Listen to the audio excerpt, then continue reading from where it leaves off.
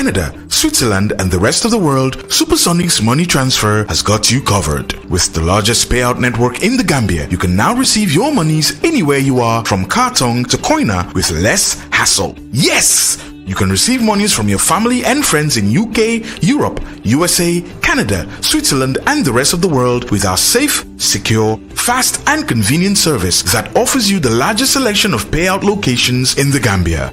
Supersonics Money Transfer. We are currently in 34 African countries and counting, giving you quality money remittance services that are second to none. Visit the Google Play Store or the Apple Store today to download the Supersonics Money Transfer app and enjoy excellent money transfer services only with Supersonics.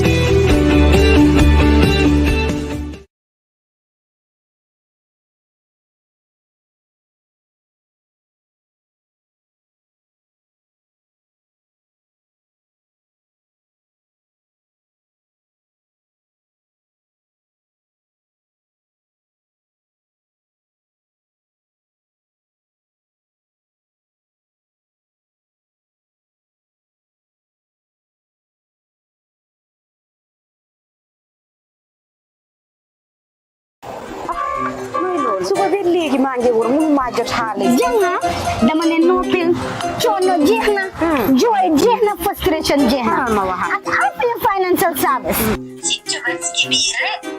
coono jeex na dugal si biir am sa smile bu bari amuloo benn kiw ay smile AC bu mu sëkk ci sa body kon nag demal kan baax na xaaral ma tëral affaire rek ñu ngi fii nag si Gambia si 33 branches si biir réew mi foo mën a xalaat si biir Gambia ñu ngi fa am suñu place kon nag boo dem ñu ngi fa affaire money transfer ñu ngi lëkkaloo nag ak transfer services yu bari fii si biir dëkk bi xaalis boo mën a am si foo ko mën a amee ak ku la ko mën a yónnee ñëwal si affaire ñu jox la ko weccum xaalis nag dawal ba mu jeex kon nag mbokk yi call leen ñu si suñu number bi 3062870 mbete it 2420381 ñun nag ñu ngi fi nga xam ne mooy pipeline mos bi opposite am foofu la ñu nekk ak Afia seen jaxle jéema.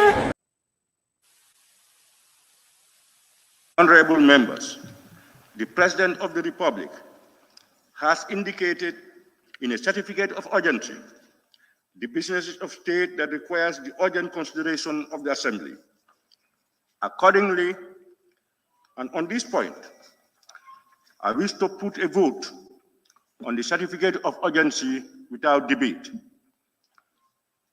Be it resolved that this August Assembly do accept the certificate of urgency issued by the President dated 19th of July, 2022. Those in favor, please say aye. Aye. Not in favor, say no. The ayes have it. Thank you, Clerk. We may proceed. Correction and approval of records of votes and proceedings of the National Assembly sitting of Monday, 25th April 2022. Honorable members, the record of votes and proceedings of the National Assembly sitting of Monday, 25th of April 2022 is before us for correction and approval. Can any honorable member please move that the said record of votes and proceedings be considered and approved?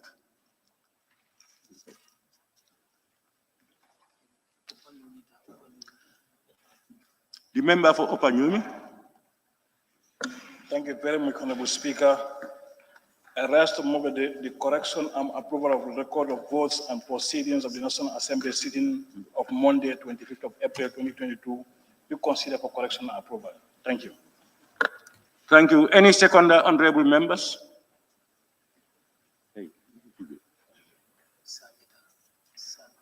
Honorable member for Sami.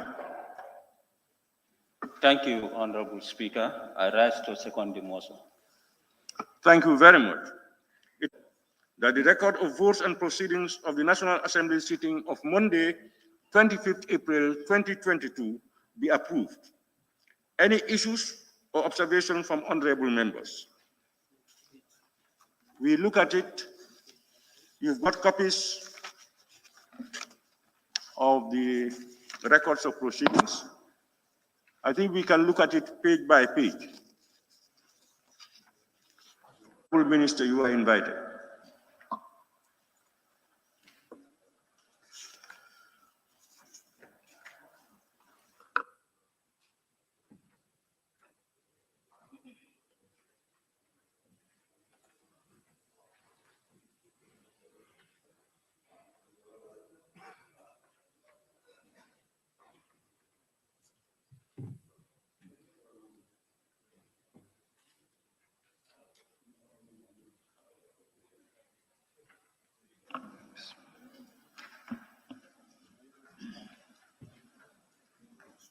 Yes.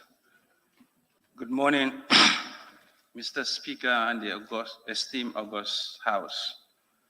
I present before you today the revised budget for the financial year 2022. Mr. Speaker, I rise to submit before this August Assembly a revised budget for 2022 as per the provisions of Section 30/1 of the Public Finance Act 2014 that stipulates that the minister may submit a revised budget to the National Assembly with any changes on the revenues and expenditures that may be required within the limit of the total appropriated amount of expenditures in any particular financial year.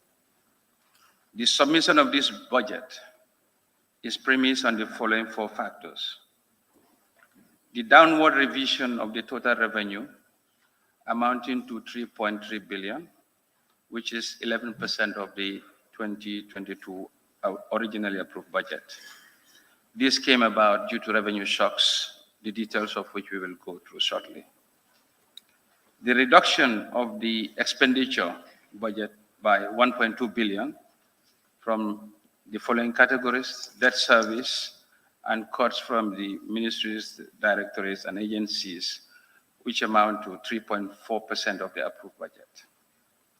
And the funding of the salary increment amounting to 575 million. And for the fourth item, the creation of two new ministries, respectively, Ministry of Communication and Digital Economy, and the Ministry of Public Service, Administrative Reforms, Policy Coordination and Delivery.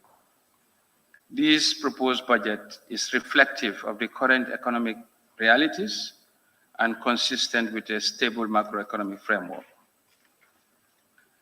As both the domestic and global economies began to recover from the effects of the pandemic of 2022, the Russia-Ukraine war brought about a dramatic shift in the global economic conditions, characterized by a heightened supply-side constraint, higher food and energy prices, fueling inflationary pressures across the globe. The resulting effect of the growing poor performance of the domestic resource mobilization, affecting oil-related taxes, as well as putting increasing pressures on government expenditure needs. These effects, together with the creation of increase the salary of the civil servants, necessitated the revision of the 2022 approved budget to accommodate these changes. Recent economic developments. Mr. Speaker and honorable members of the House, in 2022, initial growth was forecasted to be 5.8%, largely driven by strong private remittances inflow to support construction and domestic demand, as well as a more sustained recovery in the tourism sector. However, the Russia-Ukraine war has dramatically shifted the outlook to the downside, with overall economic growth revised downwards to 3.8%, induced by heightened inflationary pressures, increased food and commodity prices, agricultural inputs such as fertilizer prices, and energy prices. In addition, the growing global supply chain bottlenecks and a reversal in general monetary policy direction further exacerbate the downside risk to growth. As a result, in 2022, the agricultural sector is estimated to only grow marginally to 4.8% and this While this industry sector and service sectors are projected to record a decline of 6.3 and 1.1% in 2022, compared to 10 and 1.9% respectively. However, the faster than anticipated recovery in tourism arrivals in the early 2021 and the record high remittances inflows spurred growth, but the recent global macroeconomic landscape has dramatically rendered the outlook more uncertain. And as inflation continues on a faster pace, reducing the spending capacity of both the tourists and the governments abroad, the trajectory of good performance on tourism and remittances to drive domestic growth is becoming more in doubt. On inflation, the global increase in energy and food prices is fueling inflation, reaching an 11.6% in the June of this year. As supply-side constraints continue, amidst a sustained increase in demand, inflationary pressures are expected to further strengthen, towards stifling the growth prospects, especially for the lower-income import-dependent countries. As a result, inflation is expected to remain above the medium-term target of 5% for the rest of 2022 and beyond. In terms of outlook, growth is projected to moderately rebound to 3.8% in 2022 and strengthen further in the medium term at an average of 4.3% per year thereafter. These projections are predicated upon recovery in tourism, which appears slower than initially anticipated in view of the surge of the global inflation outlook and the ongoing Ukraine-Russia war. Mr. Speaker and honorable members of the House, the rationale for underpinning the revised budget is as follows. As you know, may be well aware, government has taken a decision to revise the approved 2022 due to the four factors mentioned above. The global economic shocks resulting in the non-realization of more than 11% of the revenue budget is one case in point.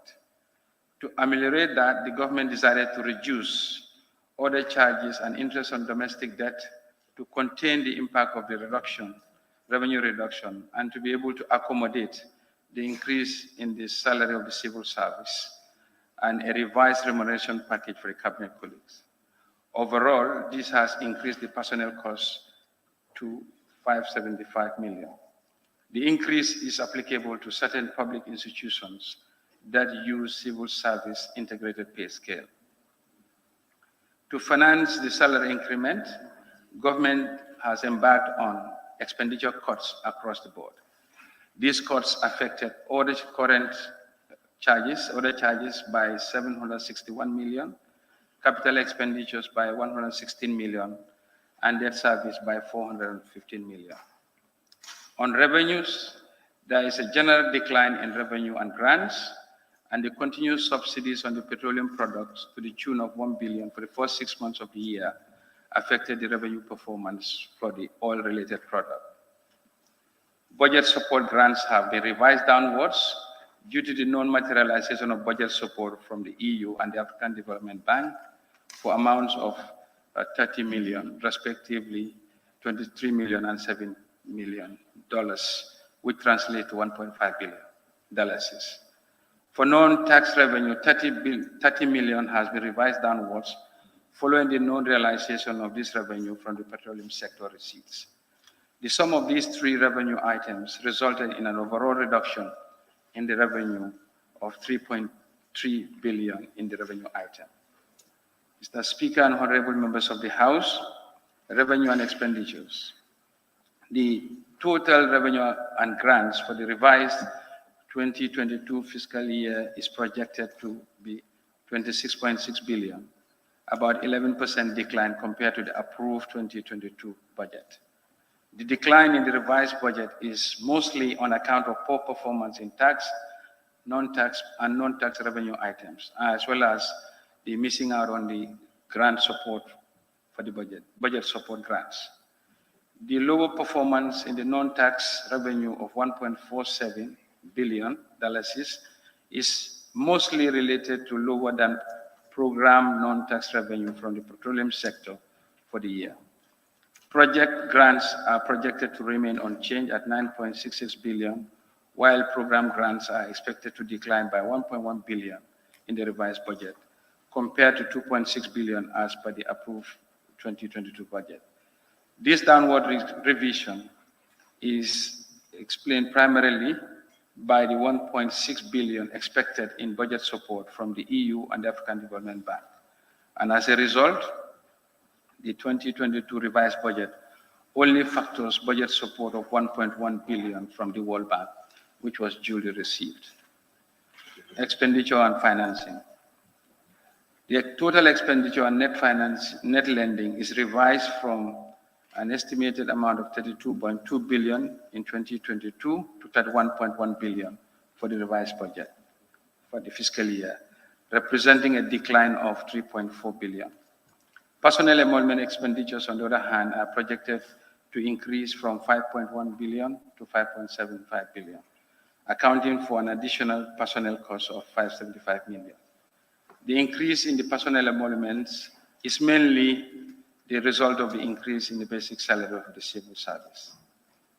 Other charges expenditures is estimated to decline from 11.3 billion to 10.6 billion by the end of the fiscal year, representing a decline of 6.7 billion, which is 6.7% in dollars terms, 761 million. This is mainly as a result of the cuts in the goods and services and transfers on the budget balances of MDAs. Similarly, the capital expenditure, GLF, and externally financed operations is also expected to fall from 12.1 billion to 12 billion, a 116 million, 1% decline compared to the approved budget. Debt interest payments is also revised downwards to 3.04 billion, falling by $115 million in the revised budget compared to the 2022 approved budget by amount of 3.5 billion. This is mostly due to the over-projection in the domestic interest amount by 450 million. On financing, external financing remained broadly unchanged. However, domestic financing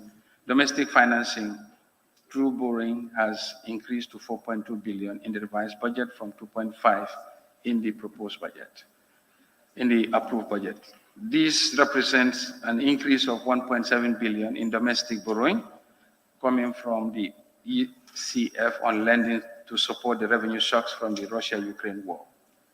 Capital revenue also increased by 385 million in the revised budget, reaching 1.4 billion from 1 billion in the approved budget. This is mostly on the account of better than expected offer price from the sale of Megabank. Mr. Speaker and honorable members of the House, the revenue policy is to sustain the budget. To restore oil revenue, domestic retail prices will need to be revised to reduce the subsidy element and generate a total revenue of 750 million by the end of the year. This measure is expected to generate 0.6% of the GDP in the next 5 months. The revised budget will also include immediate revenue measures which will help address the increase in the wage bill resulting from the 30% salary increment. As a result, the 30% increment in salaries is estimated to generate a personal income tax of 225 million in the remaining 6 months. On pensions, the 5% deductions will be applied on the gross earnings of all employees, estimated to generate 106 million to finance the budget.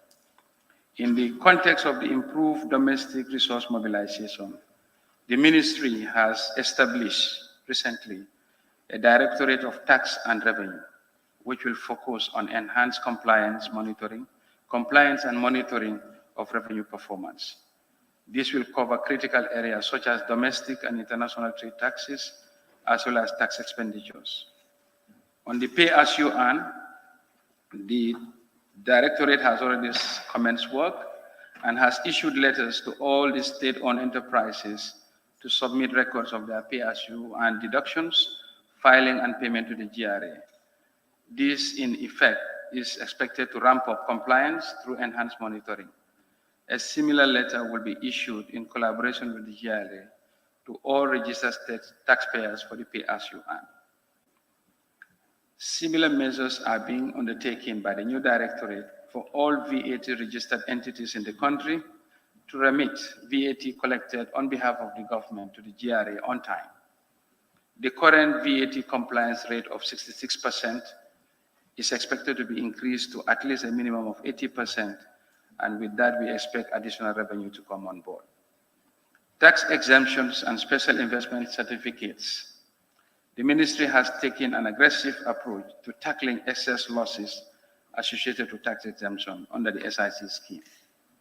This action has started with the launching of an audit of all expiring SIC beneficiaries to establish the potential tax receipts from graduating companies. This exercise will be conducted periodically going forward.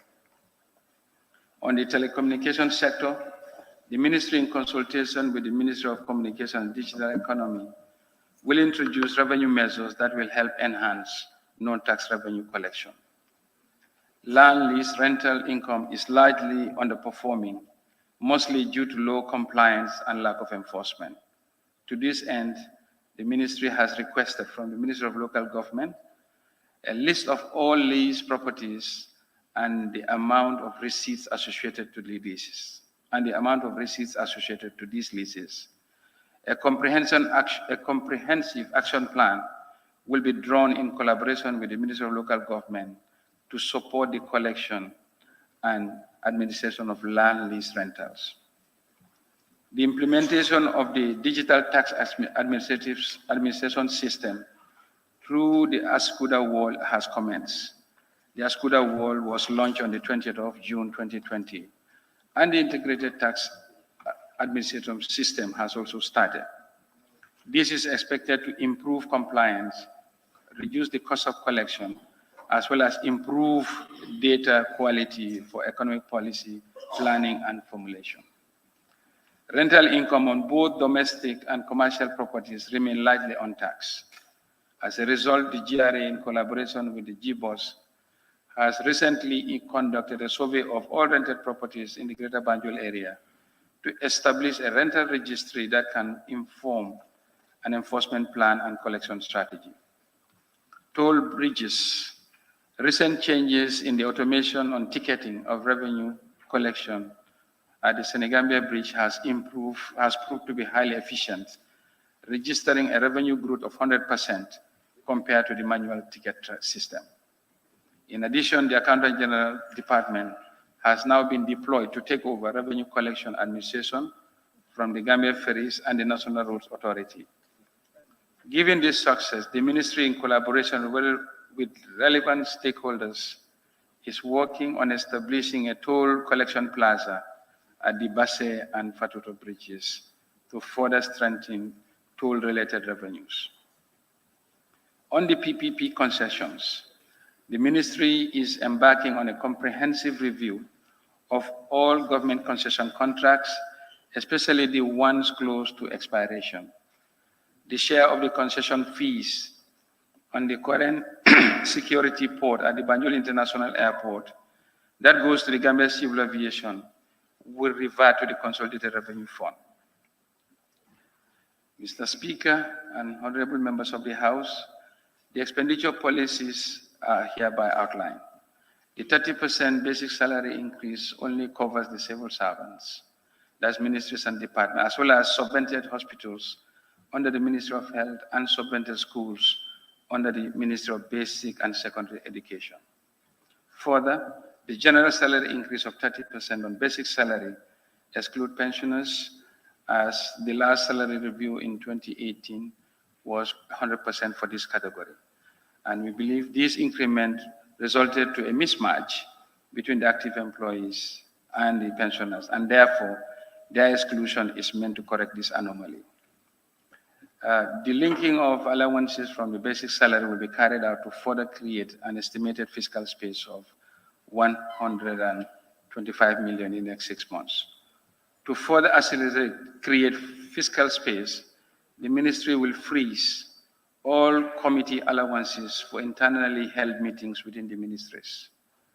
On the general expenditure revisions, a cut on the budget balance of ministries was done to provide needed fiscal space in order to accommodate the salaries.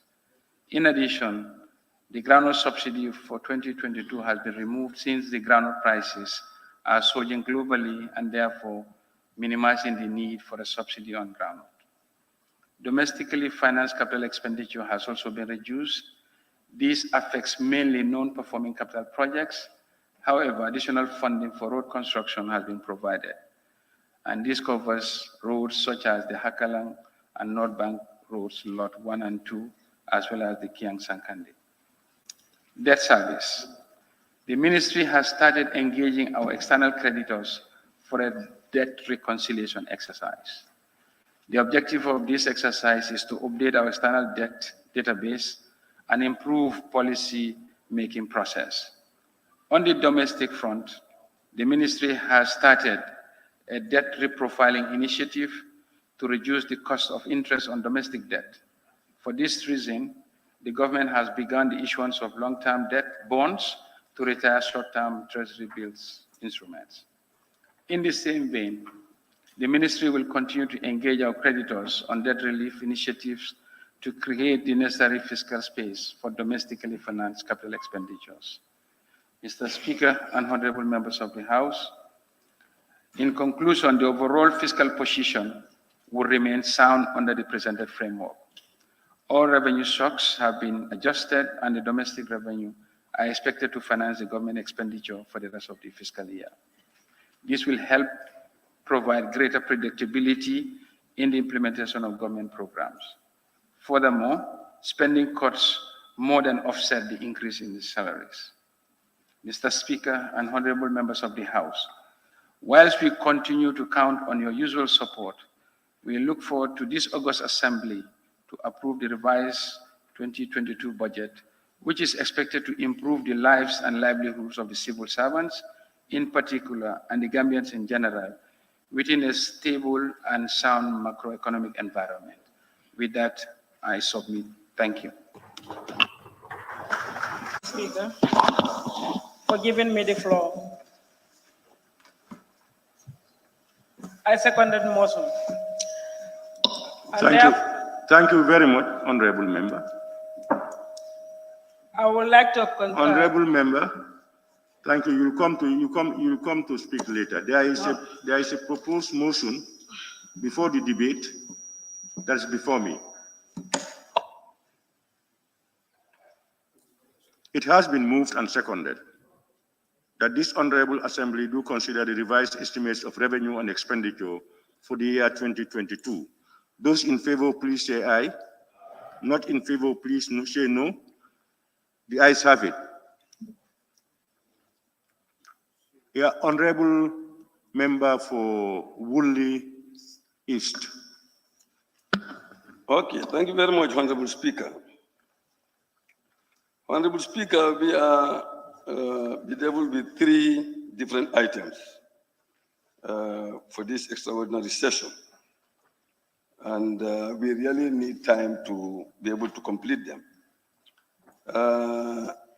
On the basis of that, and as far as our agreement is concerned at the ABC, I wish to move a motion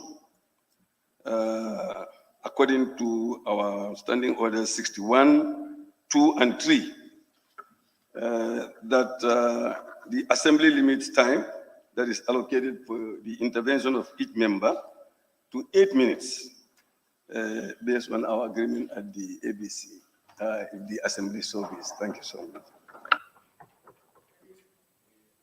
Any seconder? Honorable member for Jara Central. Thank you, Honorable Speaker. Motion seconded. It has been moved and seconded that the assembly limits time to members for the debate on the bill, on the motion, to not more than 8 minutes. Those in favor, please say aye.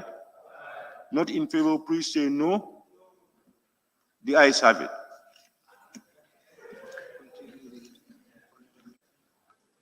The 2022 revised estimates of revenue and expenditure is tabled by the Honorable Minister of Finance and Economic Affairs and subsequently seconded. Therefore, we will now commence the debate on the said revised estimates.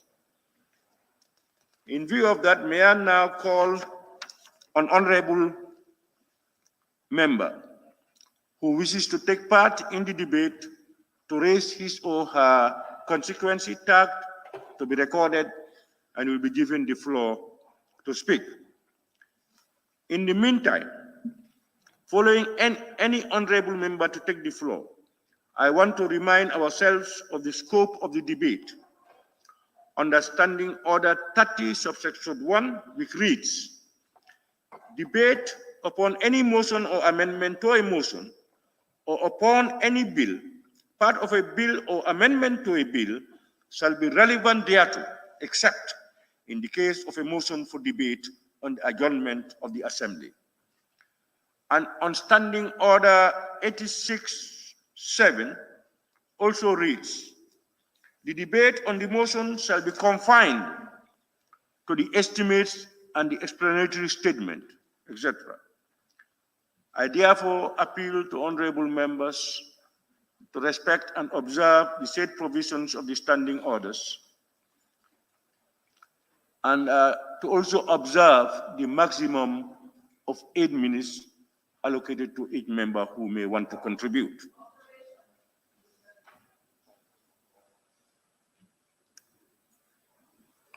Honorable member for Banjul. You just mentioned section 86, section 8, and based on our standing orders, it should have been given to us at least 30 minutes prior to the statement being read. We are yet to receive the explanatory statement, Honorable Speaker. How can we confine our debate on a statement that we've not received? Thank you. And in fact, honorable member, have you got your copy? Okay. All right. Okay, honorable member, if you don't have it, it will be issued to you as soon as possible. It will be issued to you as soon as possible. I now open the floor for debate. And what are the list? Can you please raise your tag so that we get the list of those who want to contribute? Civil service. Looking at the salaries increment of the civil servant to 30%, as rightly stated by the Honorable Minister of Finance and Economic Affairs, this increment gives a segregation of excluding the pensions, but the 30% salaries increment is cut across flat for all the civil servants, being low-income earners or high-income earners when it comes to the pay scale. There is a huge variance, huge gap with respect to this increment. I've done a little mathematics here to just highlight some of these differences.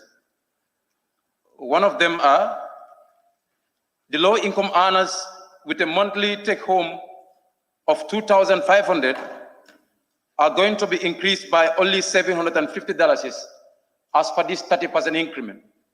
This could not earn these low-income earners even a bag of rice or fish money of 1 week plus.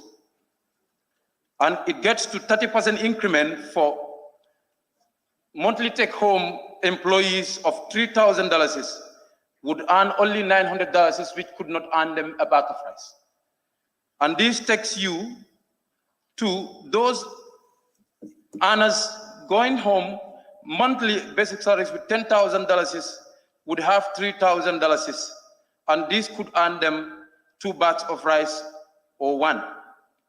Those earning $20,000 would have $6,000 increment by this 30%, and this could earn them 3 bags of rice while those with the lowest earning of $2,500, this increment cannot earn them even a single bag of rice.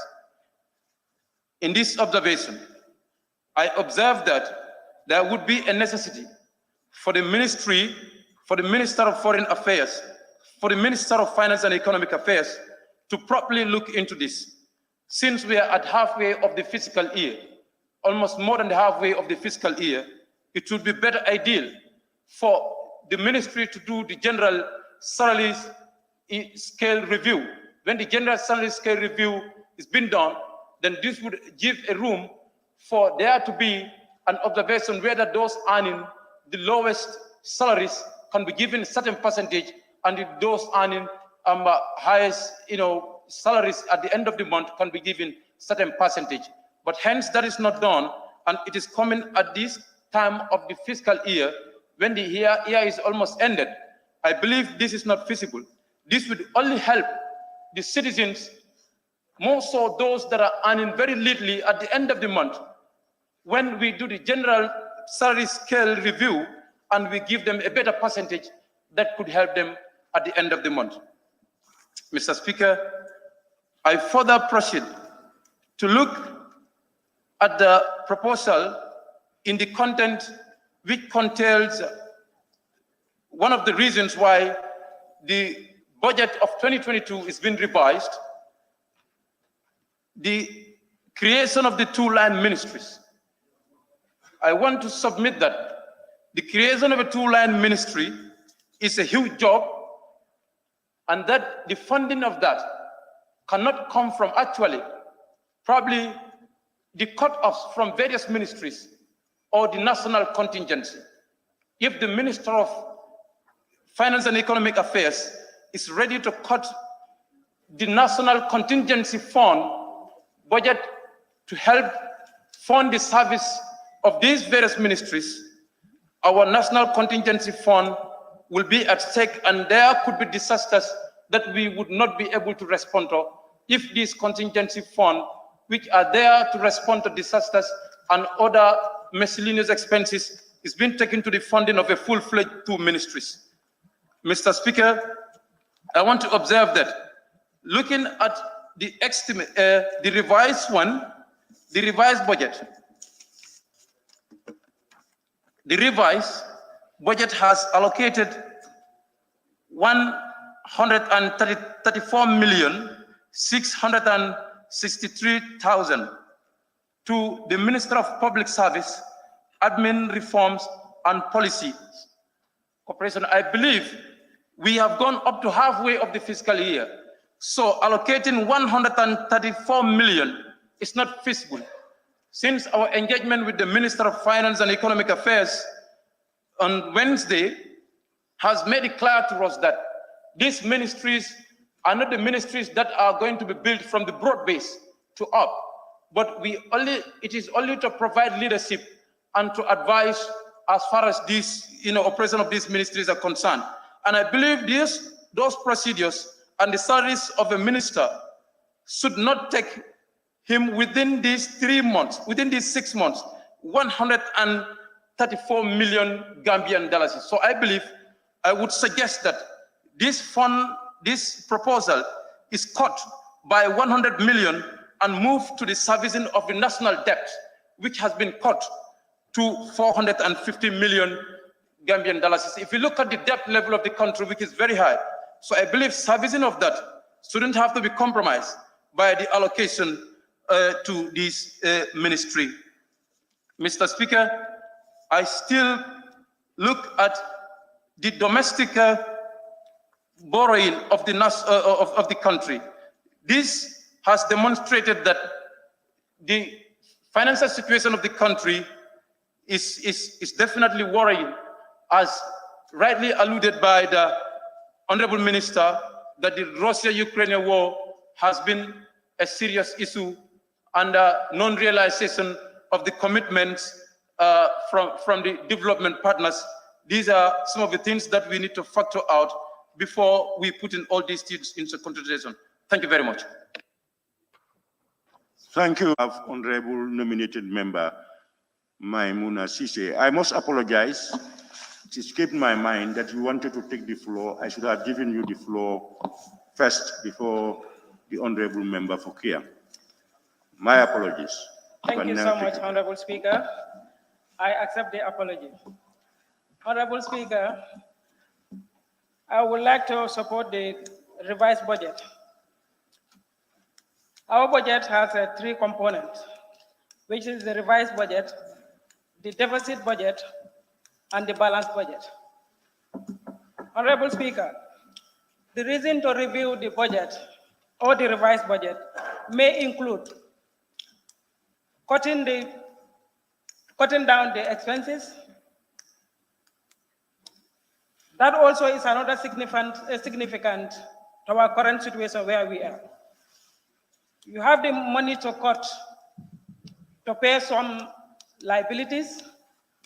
You have to provide some fundings to fund some projects you have in hand.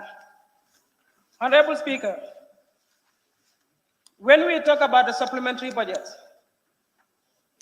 we talk about the revenue we have is higher than the expected expenditures. You come to the balanced budget, you are talking about the budget that we are expecting, the expected expenditure to matches with the current revenue.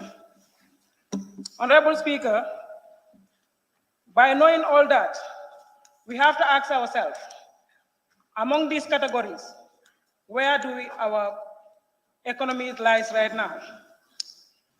Honorable Speaker, the reason to review or revise the budget, this is necessary when the current atmosphere of the economy was differ from the expected expenditures of the current expected planned budget or plan of action. So being in the case of that, budgetary is necessary. That's why in financial terms, they normally have a normally increasing or decreasing to finance some of the budgets or the projects they have in hand. So in the case of examining the budget, those doing well, some of those realize that certain of the ministries have to cut some cuts and add it to some ministries to perform some of those activities over there.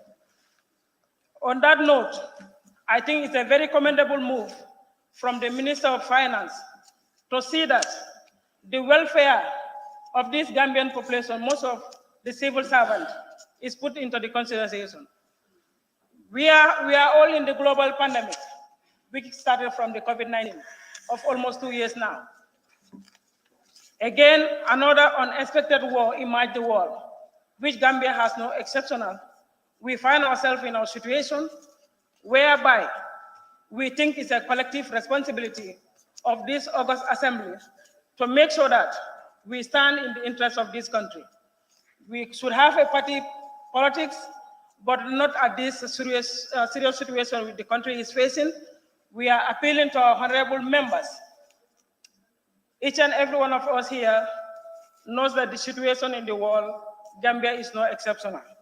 So I therefore, Honorable Speaker, taking my seat, but before going further, I still now want to appeal to this Honorable August Assembly to consider this important document and have their blessing towards the document whereby we will yearn for the better Gambia and a better living for every citizen of this country.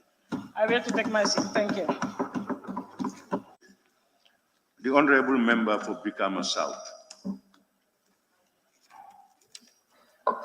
Thank you very much, Honorable Speaker. Honorable Speaker, I think the job before us is an enormous tax. But first, I just want to remind ourselves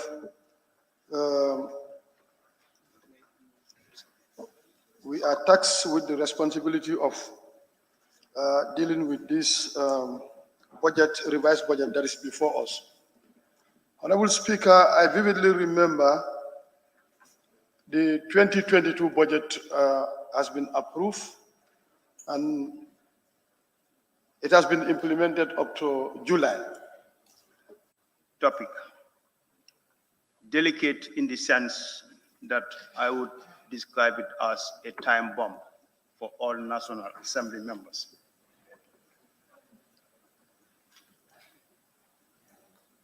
Revised budget. Honorable Minister, you talked about creating new ministries. Ministries that have been created a couple of months ago, and we have made to understand that they have been receiving allowances and salaries, of which we are not budgeted for. And the explanation is not done to us as to how these ministries were paid and how their allowances were being done. I would like to have some clarifications from that in order to have my support for the bill. When it comes to salary increasement, there's nobody in the country here that would go against increasement of these salaries for all civil servants. It's a welcoming news for all genuine Gambian. But then my question is whether it is sustainable.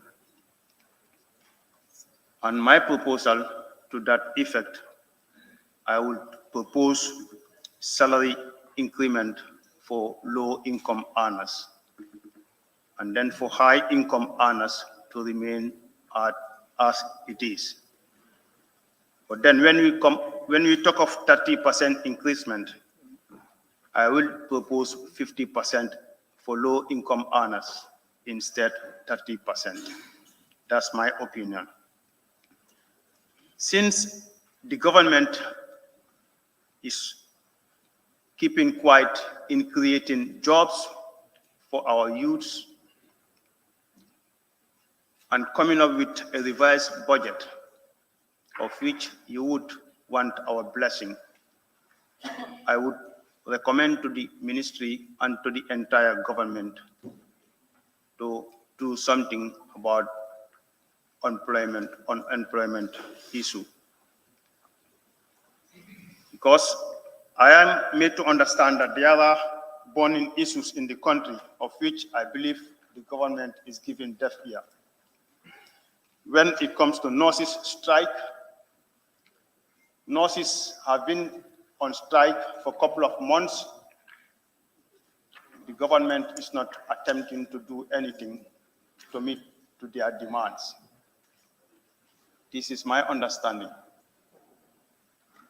When it comes to fertilizer issue, it becomes a burning issue in the country. Farmers are crying of high price of fertilizer.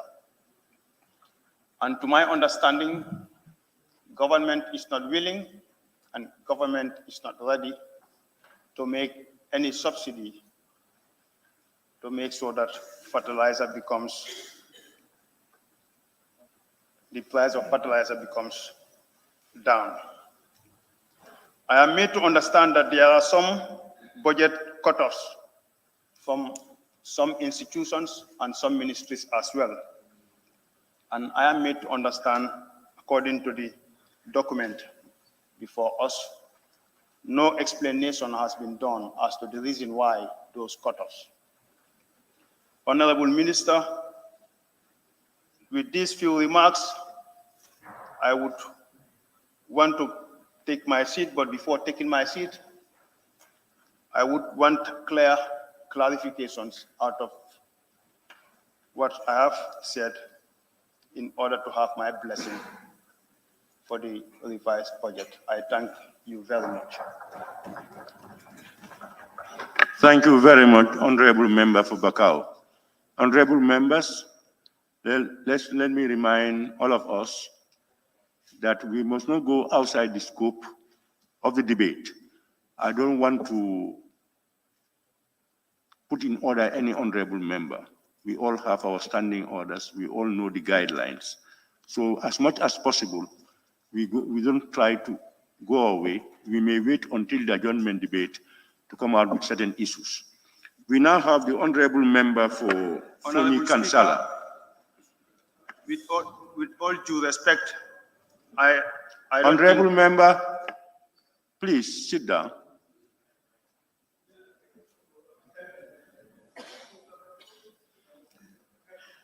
Honorable member for Foni Kansala. I think could be raised to see the great effect in the changes so far we are concerned in the civil service, earnings, benefits for their survival so far the country is concerned. I am putting this to the Minister of Finance. In the high side, this was a common understanding with the Gambian populace, more so the civil servants, that an overall change of salary, not increment, structural base, a proper laid of a pay slip or pay structure for the common good of those civil service to see that aspects of they improve in their living condition is bettered off. In all sides, PMO had done a great job that we thought it could have even killed the spirit of what we are here today as an increment, but a total structural approach of civil service.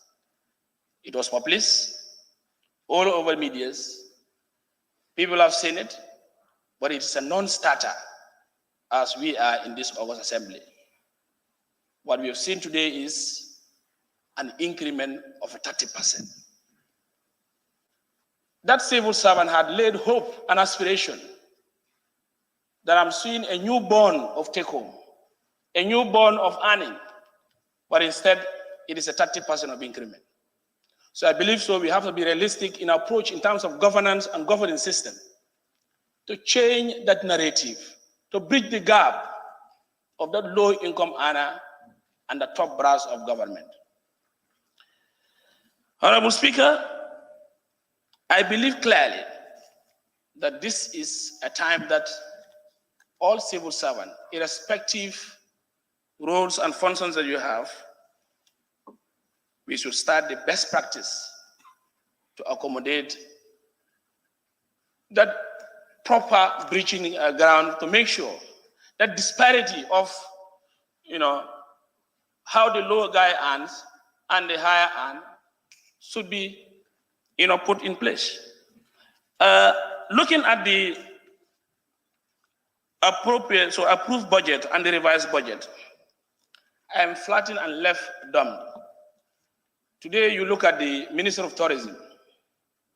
This is a revenue-based ministry that could yield dividend, change the narrative, bring revenue for the country. But connect it with the department that is National Human Rights Commission.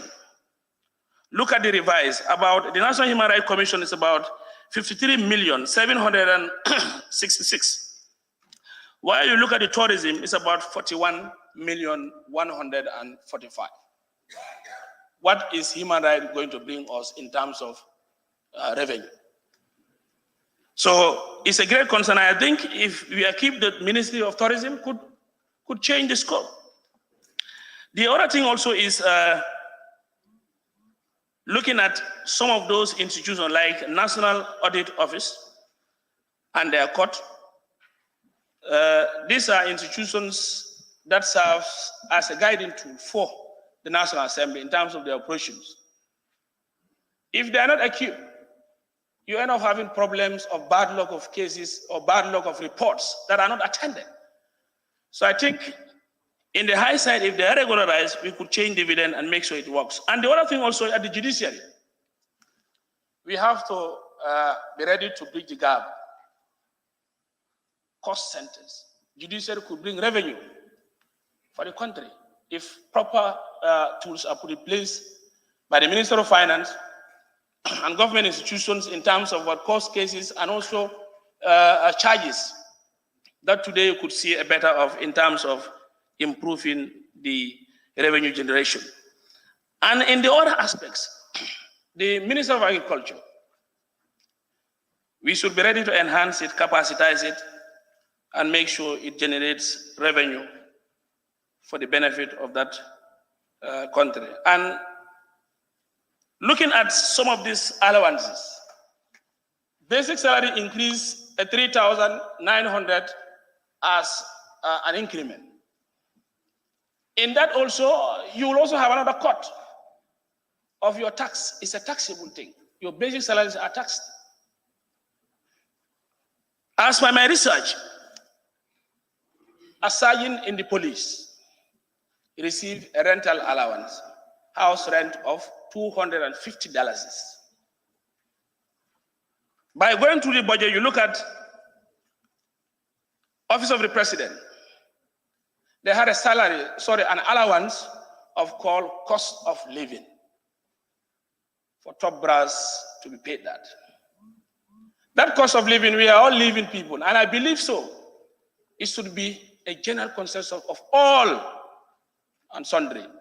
About, to my estimate, 20,000 will be paid monthly for that cost of living, while a considerable police sergeant, 250 as what house rent. Where in the Gambia would you have that? So I believe we could work along to make sure we bridge the gap of a more robust, a better structured pay to meet the lives and the livelihood of the people.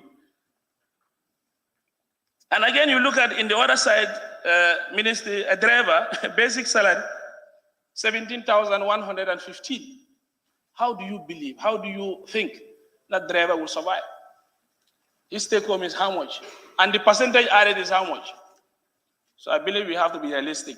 Nobody is against an increment or an overall pay to improve the life and the livelihood of people. But we want the government to come out plainly and say to the populace, apologize for not acting as per the circulated message that was going on of a total new pay scale. But now, a 30% increment. So I laid my submission that the other aspect that I've had a shock moment is this. Today, if whatever agreement or disagreement we had with this budget, my people, your people, the Gambian citizens, the civil servants are still not paid. They are waiting for a day of approval like this.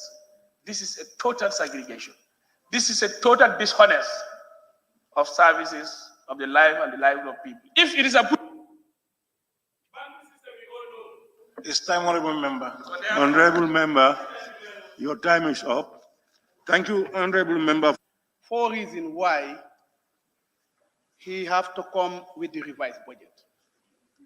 First, the first one, for me, even the first one, the lack of realizing 3.3 billion in the 2022 budget that we approve here, the lack of realizing that 3 billion alone could have warranted a revised budget. Much more if you add another 3 issues. You know, budget, normally in budgeting is a planning. You plan, go ahead, at the end of the day, you realize what you have planned is not achievable. What are you going to do? You need to revise. And then this is the decision of the Ministry of Finance. On the other issue, Honorable Speaker, is the creation of 2 ministries. Actually, when you create a ministry, it is not only the salary of the minister that you concern.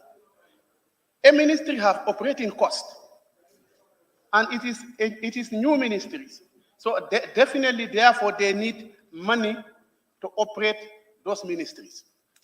Then we come to the salary increment. Honorable Speaker, we are all concerned about the salary of this country, ranging from the low-income earners to the high-income earners. In this country, I believe both the high income earners and low income earners, we are all having a problem. We are all National Assembly members. Today, if we receive our salary, you hardly spend your salary without buying 3 or 4 bags of rice to others who is not belong to your family. Then when it comes to the low income earner, the idea of increasing salaries, left to government alone, everybody will have enough to go home, to take something at home, left to government. But actually, in fact, I would thank the Ministry of Finance and Economic Affairs. What we were anticipating when we heard about this salary increment, we were anticipating a supplementary appropriation bill that will be tabled here. But the Ministry of Finance is saying, no, I'm not going to do that. Because of the nature of the economic situation in the world now, he said, what you approve, I'm going to move around what you approve, cut until I get what should be added to the 30% salary increment. The idea was not 30%. The idea was to increase any amount, even when it is 100%, that the low income earners and the high income earners will actually, at the end of the day, go along at home. Let me tell you, it is very important to restructure the salary. But there is no way, again, we can receive the same salary. It's not possible. We just have to be realistic. Even when you restructure the salary, we cannot earn the same figure. We can't. But our wish that every Gambian, if you are paid your salary, definitely make sure that it will help you. You know, I'm actually, Honorable Speaker, you know, salary is very important at your active service and when you pension. Salary contributes to effect on the employee. When you are in active service and after active service. We all realize, we know how poor the pension in this country is because of the low salary. So actually, as representative of the people, what we wish is that for every Gambian to have enough at the end of the month. But again, we have to understand again, Gambia is not living as an island. We have certain things that we normally look to when it comes to salary increment. And then I think the Ministry of Finance have made a lot of effort to make sure at least, however small it is, we get 50%. But what about if you increase 50%, you go for only 2-3 months, you cannot go ahead. What are you going to do? They said, no, let's look at a figure that we feel if we float it into our economic system, at least people, there will be a little increment until in the near future, when the economic start booming in this country. Then increment can happen. It is not said that only if we increase only this 30% this time around, we cannot increase. If we increase maybe in the next 2-3 months, government feels that, okay, the economic is definitely booming, they can again come and increase salaries. I think that one, we have to understand it in that way. It's not that, okay, government just pronounced 100% and then they did not want to do it. If they want to, if the muscles were there, they will just continue and do it.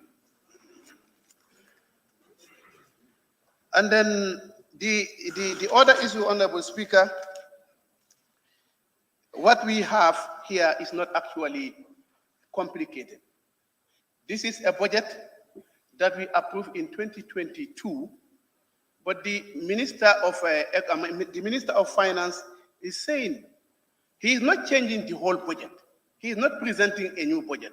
What he is presenting to us is a revised budget that he looks at certain areas that they feel actually we need to either cut them or they looked at the budget in priorities and then come up with a revised budget. So what we have here actually is not too much complicated. He have give us a very good summary. If you looked at this one, you don't even have a problem. It will be very easy for us. My colleagues, honorable members, I would implore your indulgence we approve this revised budget that the Ministry of Finance have actually presented before us. Then in due course, then we will see what can be done for the low-income earners. As I mentioned earlier on, it is not the wish of government to pay them low. No, it is based on what we can have. This is the small token that the government can have and then actually distribute it to the entire civil service. We all acknowledge the civil service of this country is the poorest in the sub-region. Or it is a wish of government that the civil service of the country to be the poorest. No, it depends on our basket, on what we have. And it is on what we have that we can manage to sustain ourselves. For me, I was thinking, in fact, at the beginning, this issue of a salary increment, the Ministry of Finance could have said no, because of the economic. Honorable Member. Thank you, Honorable Member. Good morning to everyone here present. First of all, I want to thank all ministries and all members of parliaments here present for participating in this important event, which is the budget review. First, I will want to desist from what my honorable colleagues have been concentrating on, which is the salary issue. I think this is not the only component that resulted to the review of this revised budget. We first have to put that into consideration, that there are other issues that resulted to the review of this budget, which the Honorable Minister had made mention here in this August Assembly. One of which is the downward revision of total revenues amounting to 3.3 billion, which is 11% reduction of the approved 2022 budget. I think this is very important for us to look at. It is important we note that Gambia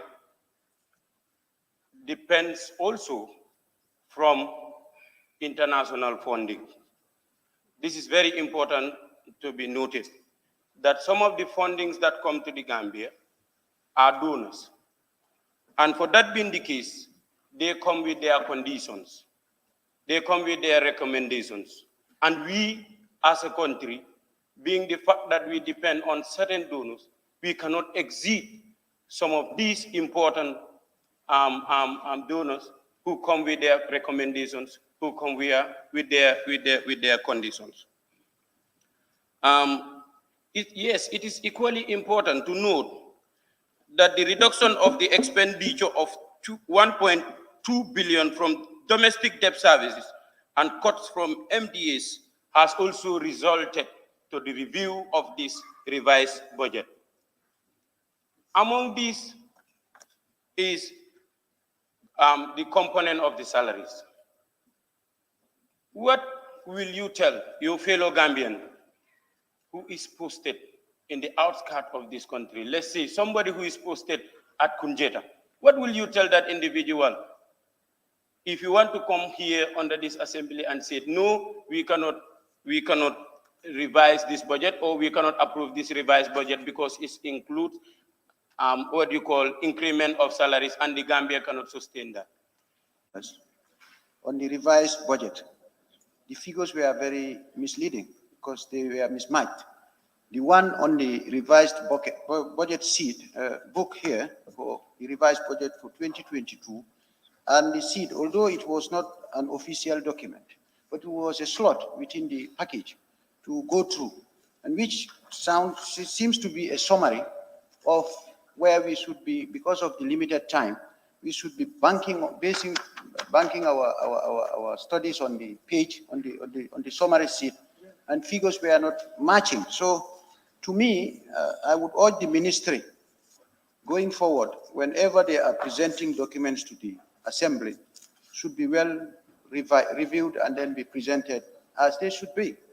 Secondly, yes, the revised pay scale is a prerequisite considering the the inflation trend that we are enjoying upon. But then I would have suggest this increment goes on the allowances instead of the basics, because these basics are subject to taxation. And these taxations are also subject to a reduction of that same expected earning, take-home earnings. So in doing so, we know civil servants are there waiting for their salaries to be paid. But then I would suggest for the ministry going forward to make its, due diligence in trying to not to rush it up to these dying minutes to present such an important revision of a whole budget almost halfway, in trying to make the parliamentarians to take decisions this way. That is my suggestion. That is my observation. I thank you very much. Thank you. We don't think of farmers also. Anytime, there should be a time we say now increment for farmers. Look at farmers this year. They cannot buy a bag of rice. Sorry, a bag of fertilizer. But we are not thinking of them. Last year it was 700, now 2,000. How many of our people can buy fertilizer? 2 bags or 3 bags with 2,000. Some are thinking of how to survive. Honorable Speaker, this is why I always used to say, and there are always cuttings. What I want to ask the Honorable Minister is that you make cuttings all the various ministries.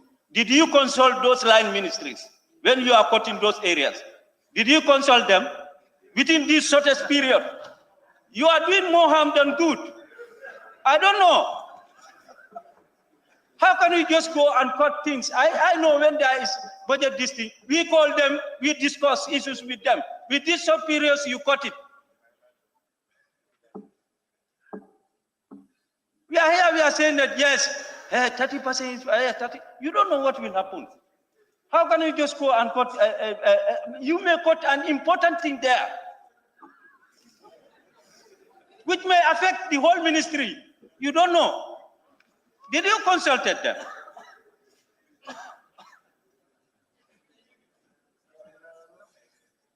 So, thank you very much. Honorable members, please let us not rush on this. Let them pay salary, please. They can pay them drawback. I believe that should be done. We cannot be sitting down here up to night. People are outside in the bush, they cannot have their salary because of this. We should not accept that. Let us look at this critically. And last but one, please, high earners, drop them and consider low earners. Thank you very much, Honorable Speaker. Now invite the Honorable Member for Fonyi Jarol.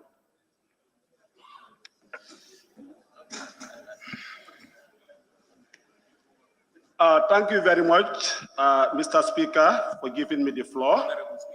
Honorable Speaker, for giving me the floor. And then good morning to honorable ministers and all guests gathered here. I rise to raise up my concern and observations on the revised budget. What I want to first discuss is all of us present here, we are all Gambians. We differ here based on our appointment to offices and then our political affiliations.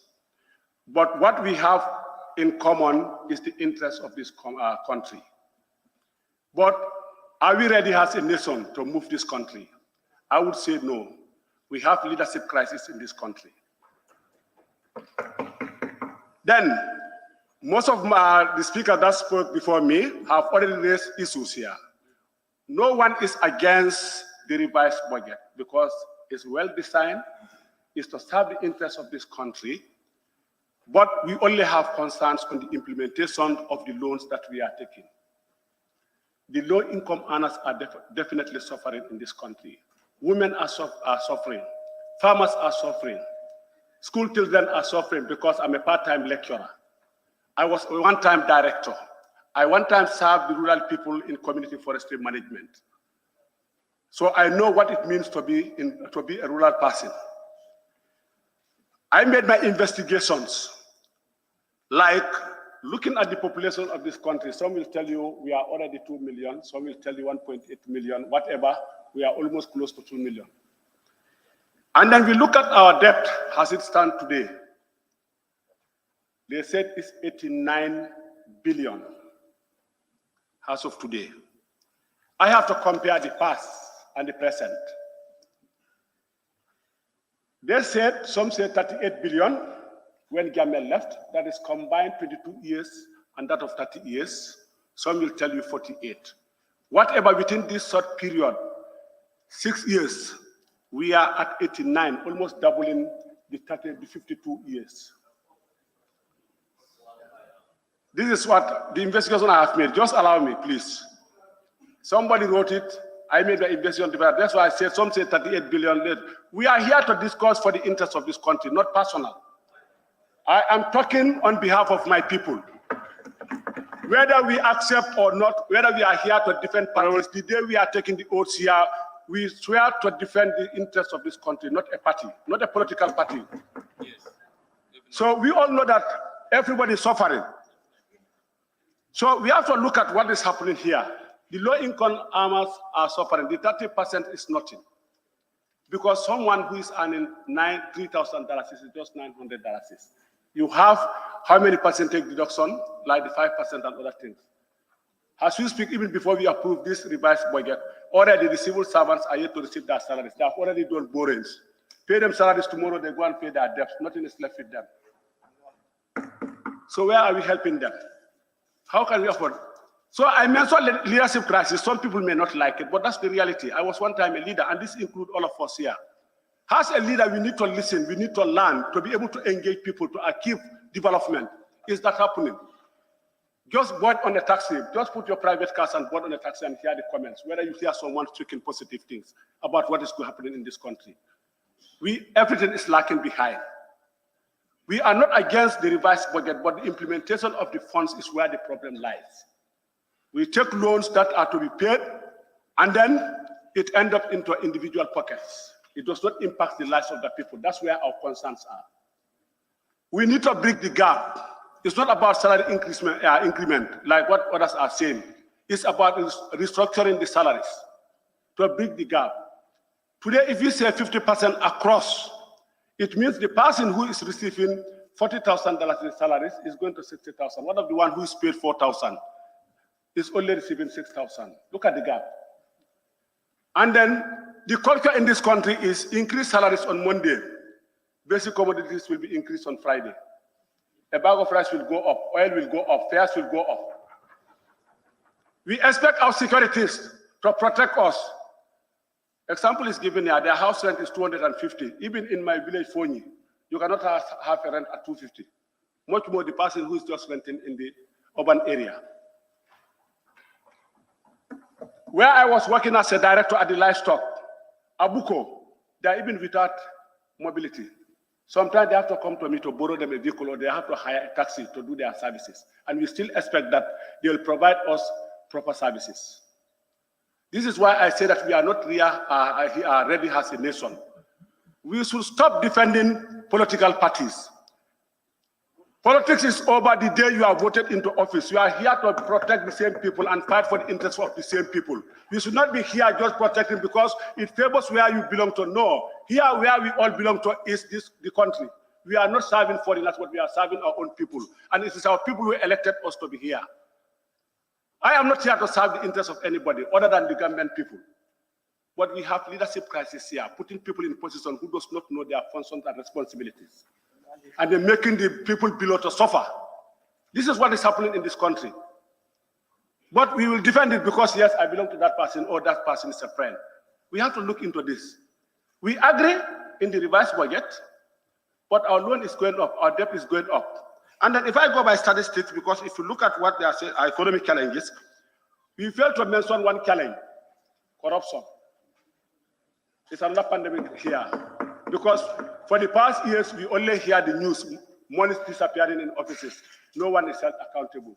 The only person who is held accountable, the person who steals $5, or the driver who gives $10 to the policeman, that guy will be on social media. We'll start criticizing that person for collecting the $50. But the one who's taking millions in offices is just been maybe promoted to another position or even made an ambassador.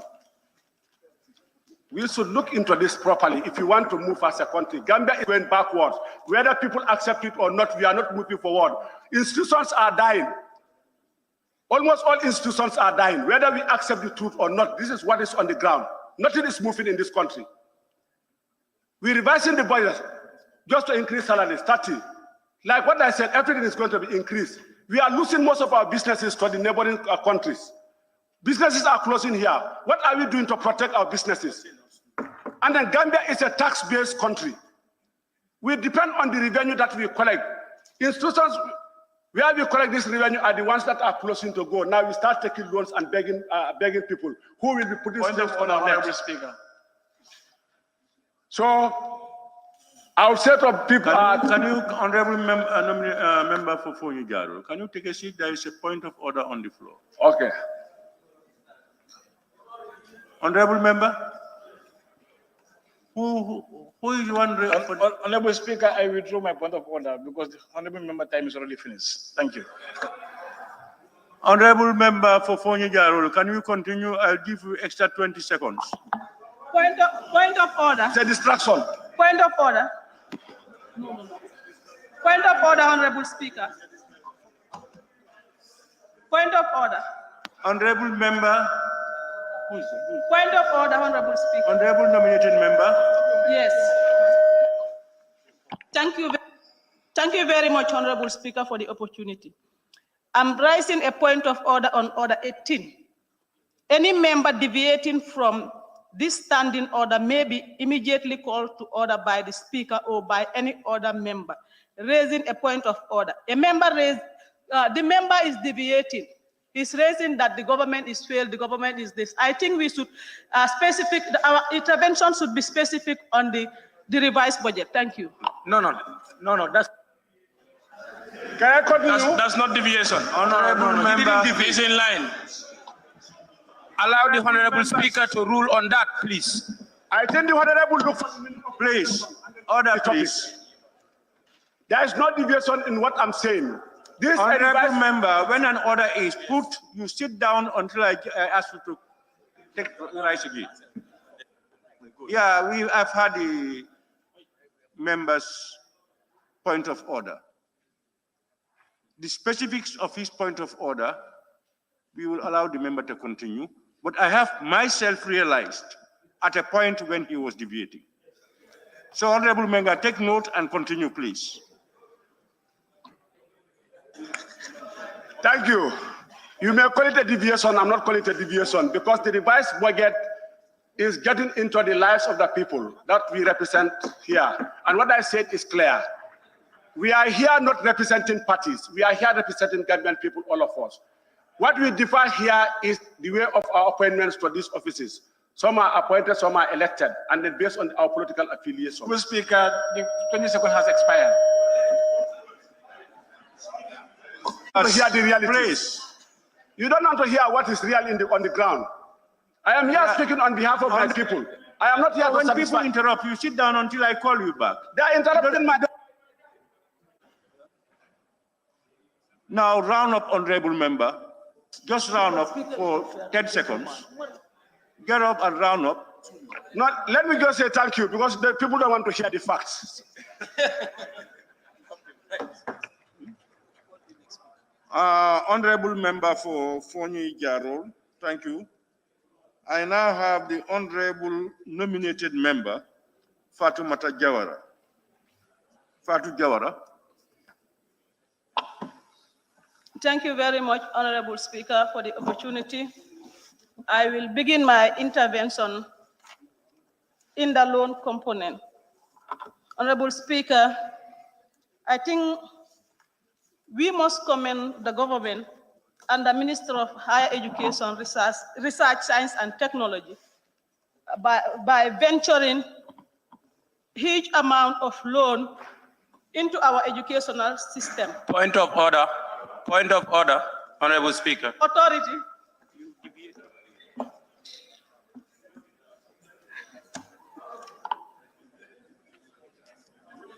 Honorable nominated member, can you continue?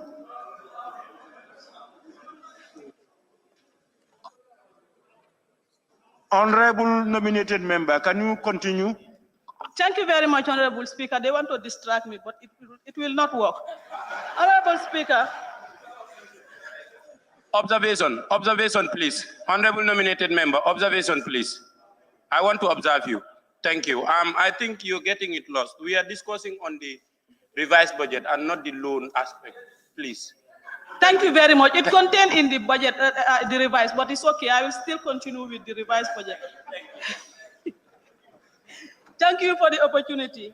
Honorable Speaker, I think we need to commend the government. The transitional government that increased 50% salary increment for the civil servant and 100% for the pensioners during the mid of the pandemic. Honorable Speaker, I have a reason for supporting this, and I have a reason for commending the government in doing so. Honorable Speaker, the government has achieved tremendous achievement during those periods, and yet today we are witnessing another significant milestone by increasing 30% to the entire civil servant. I think that is a laudable achievement that we all need to commend them. Honorable Speaker, considering the current take-home of average Gambian before the coming of this government, I think we all need to be realistic. Honorable Speaker, honorable members, I think we should stop playing with the gallery and be realistic, honorable members. We all know our current take-home as member of parliament. We all know the current take-home of honorable ministers. Honorable members, there is a reason why we are called honorable members. It's not that we just deserve the title. We are a position holder. That's why we are called. We hold a position. That's why we are called honorable members.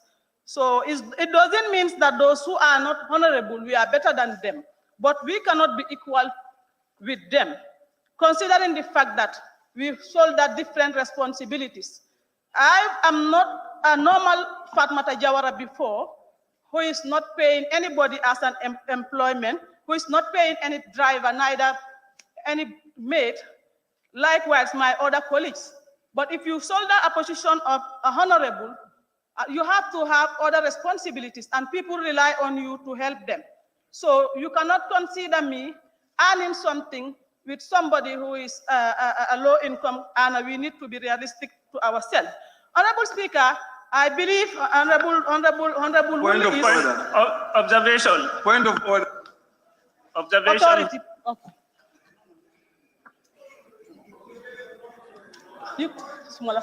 Honorable members, the observations you are making can only be allowed by the member taking the floor.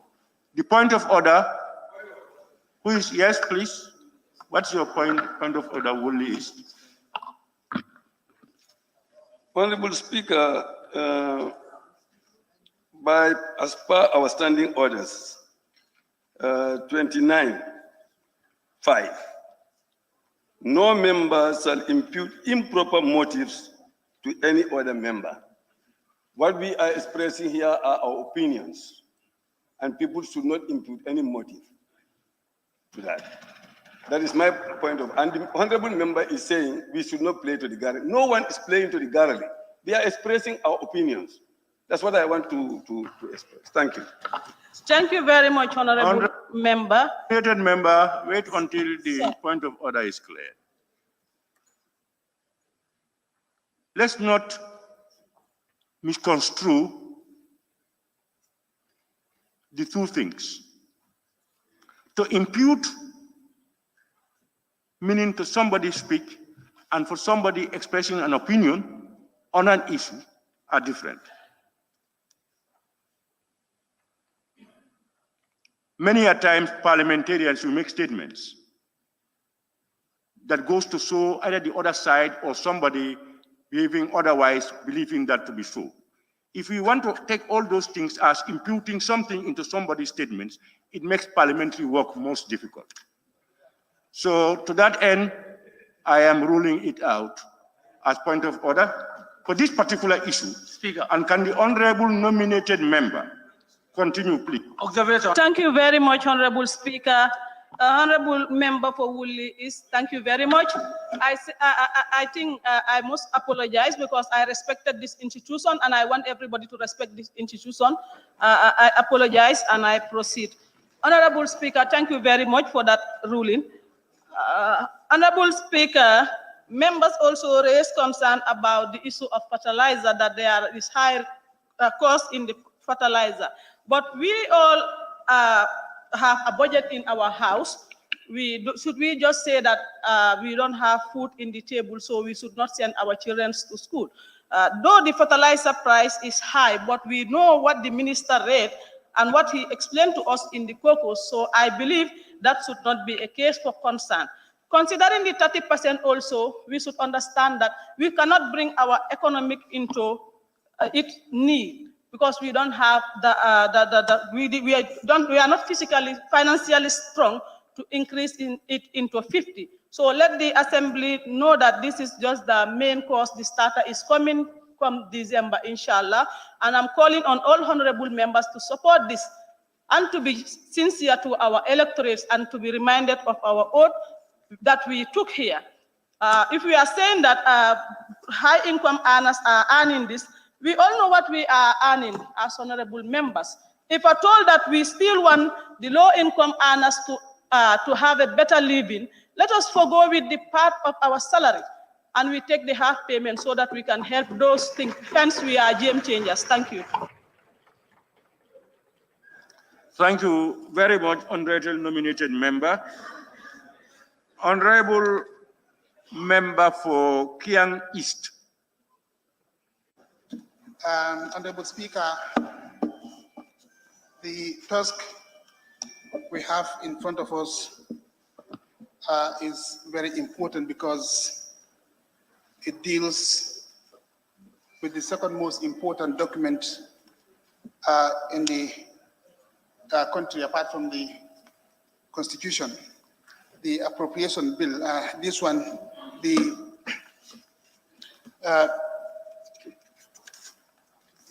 appropriation bill.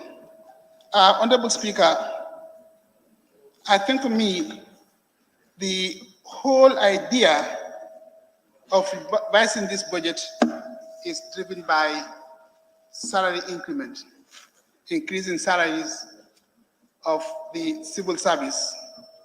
That is the main driver behind this supplementary appropriation. Honorable Speaker, in as much as we want to increase the salaries of civil servants, we also must raise our concerns with it. Before I talk about the salary increments and the little things I observed about it, I think I want to start looking briefly at the revised budget.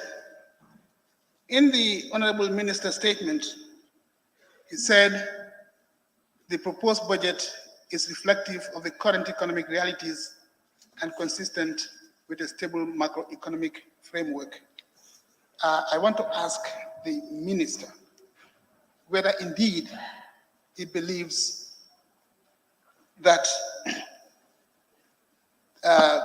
whether he believes that this will not have any negative implication on our microeconomy. That's the question I want to put to the Minister.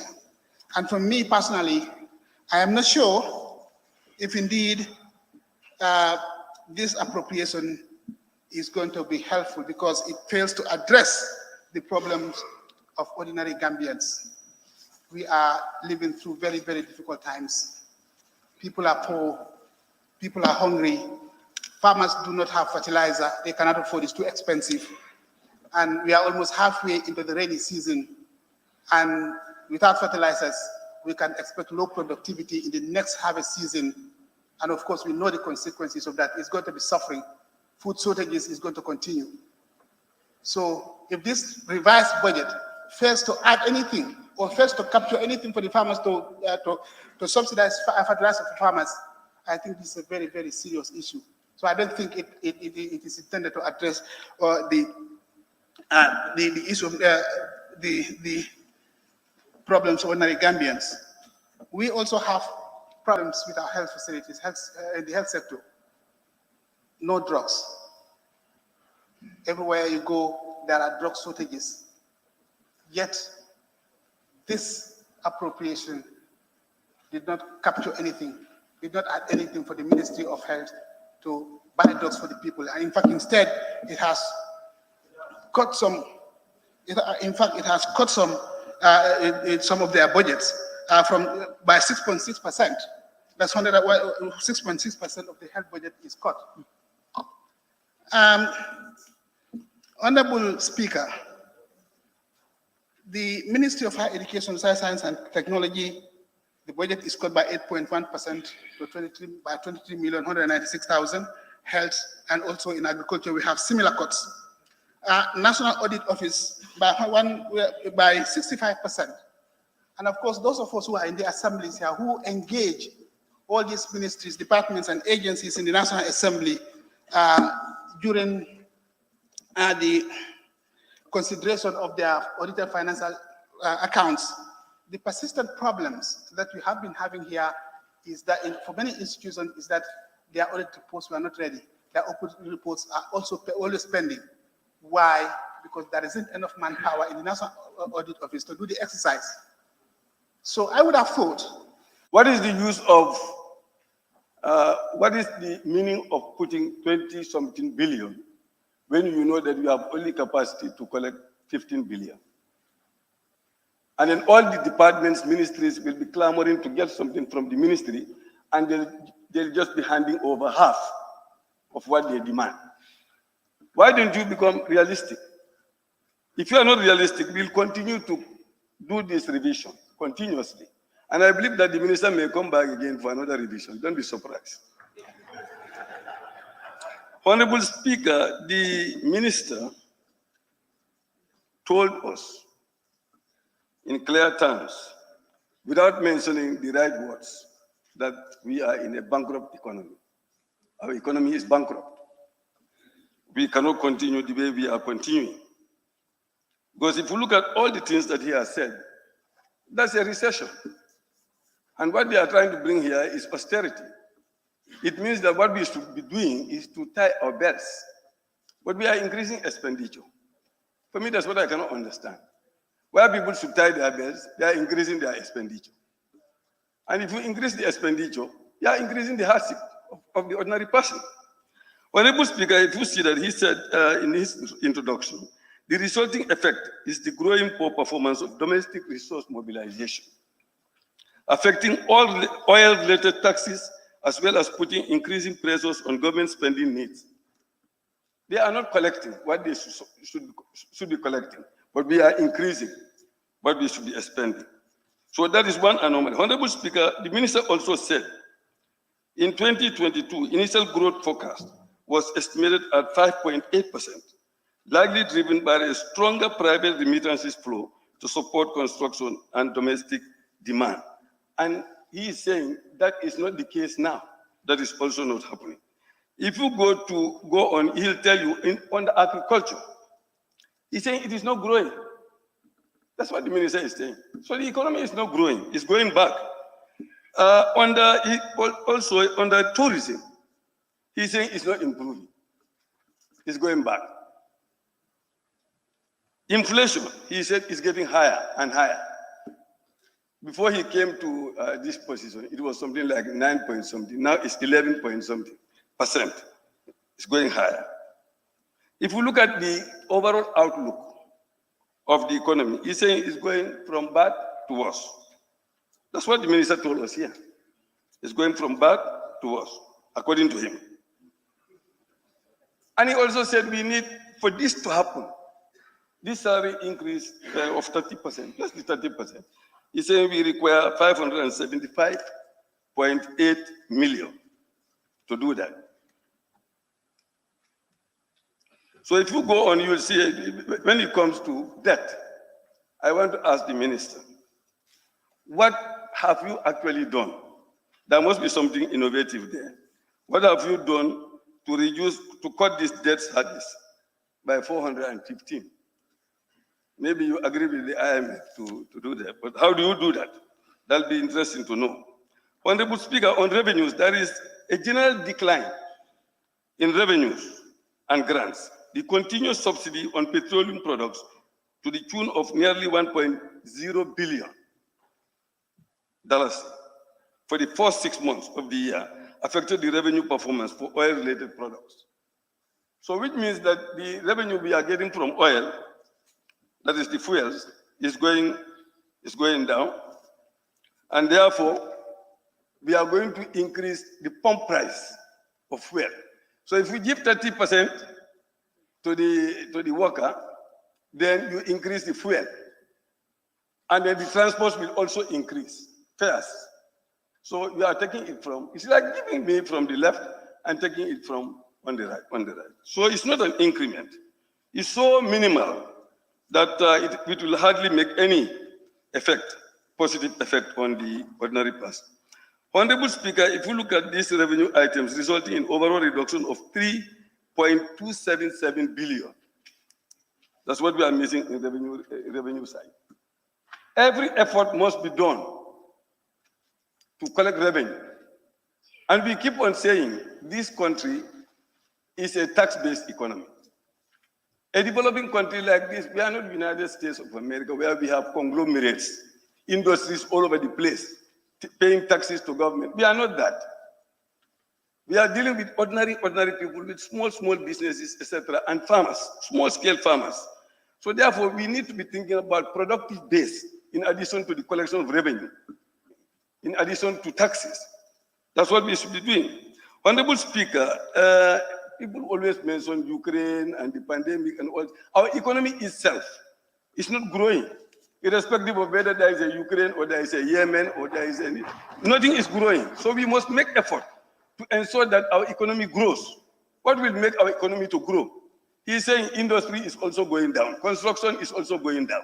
So tourism is also going down. So nothing is going up. So it means that even if there is no Ukraine, we will continue to have these problems. Honorable Speaker, I want to say that what the ministry is planning is to borrow more money. That's what we are planning, to pay taxes. Because the external borrowing has increased. That will not affect us much at the present. But the domestic borrowing, and I'm going to accuse this government because they gave us a policy. The policy of this government from 2017 to now is that they were going to have a policy of reducing domestic borrowing with a view to allow the commercial banks save money to be able to provide to the investors to put it in the productive base of the economy to ensure that the economy grows. But that's not what they are doing. They are deviating from that now.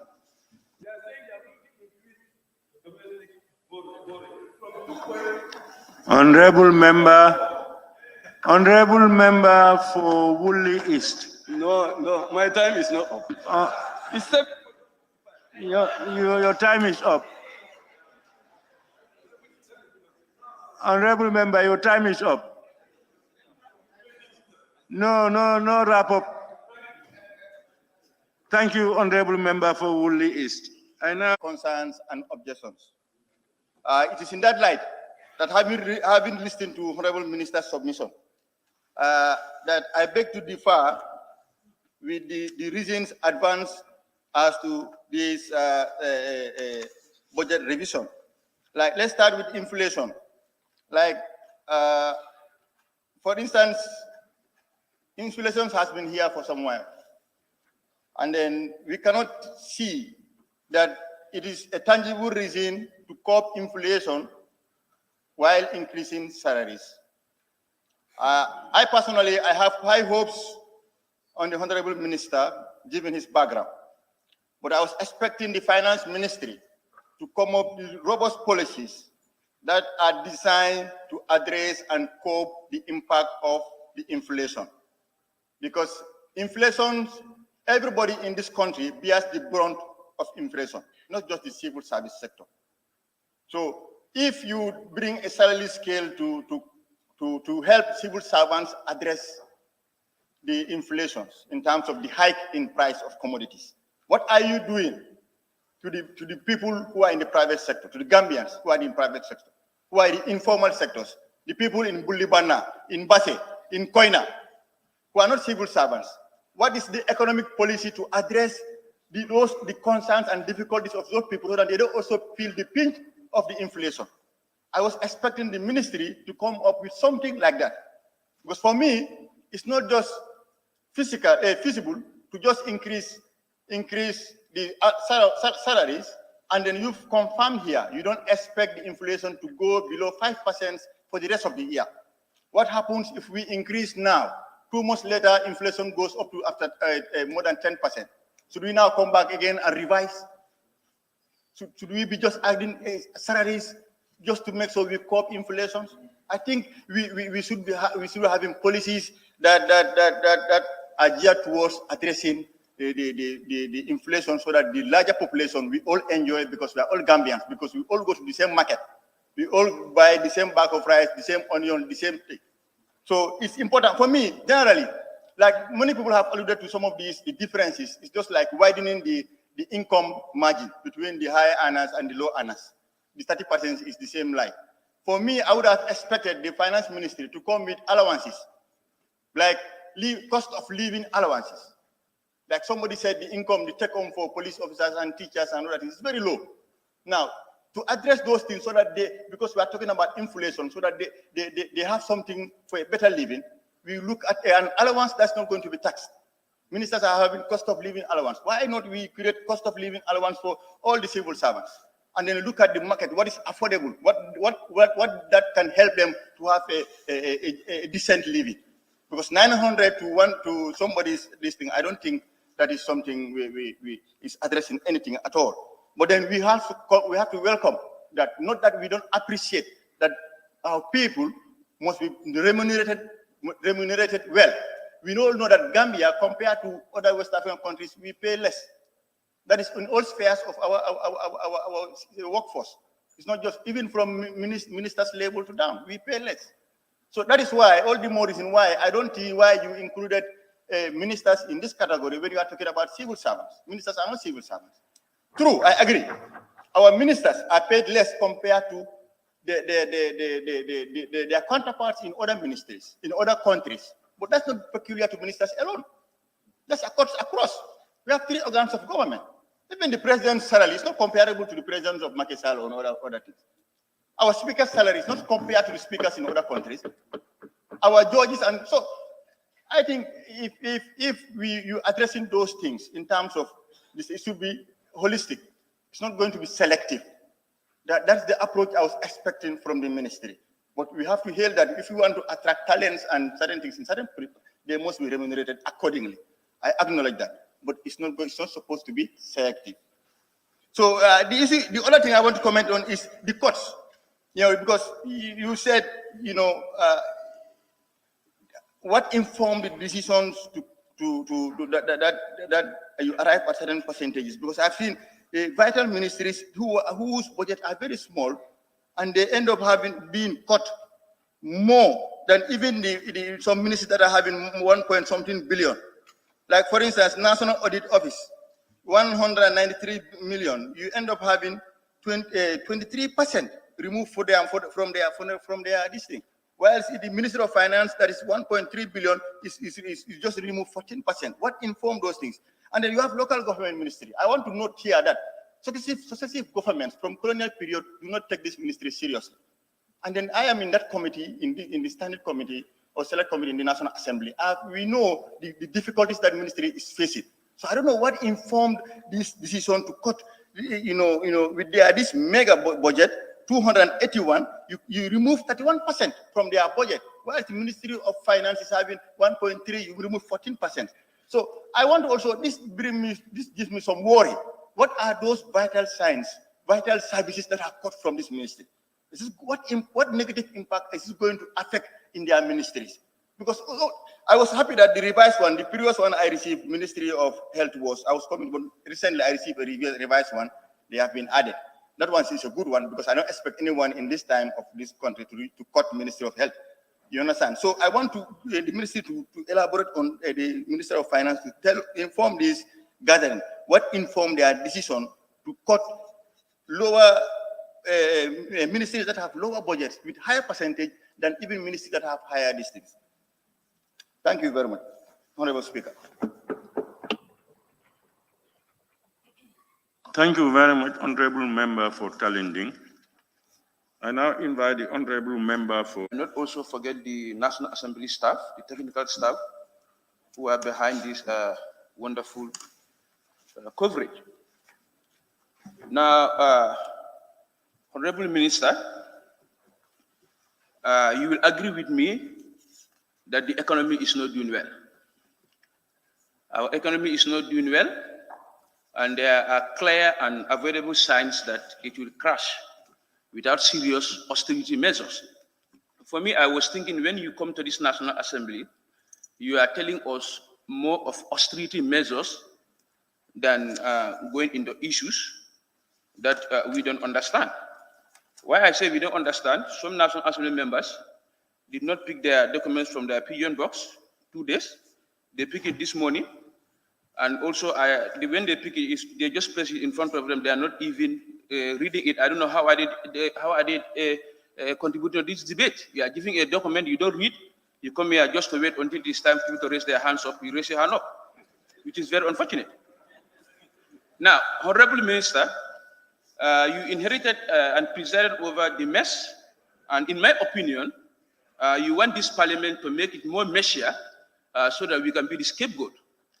That is why I will urge this parliament to tell the Honorable Minister to submit a comprehensive fiscal reform before we can bless this appropriation.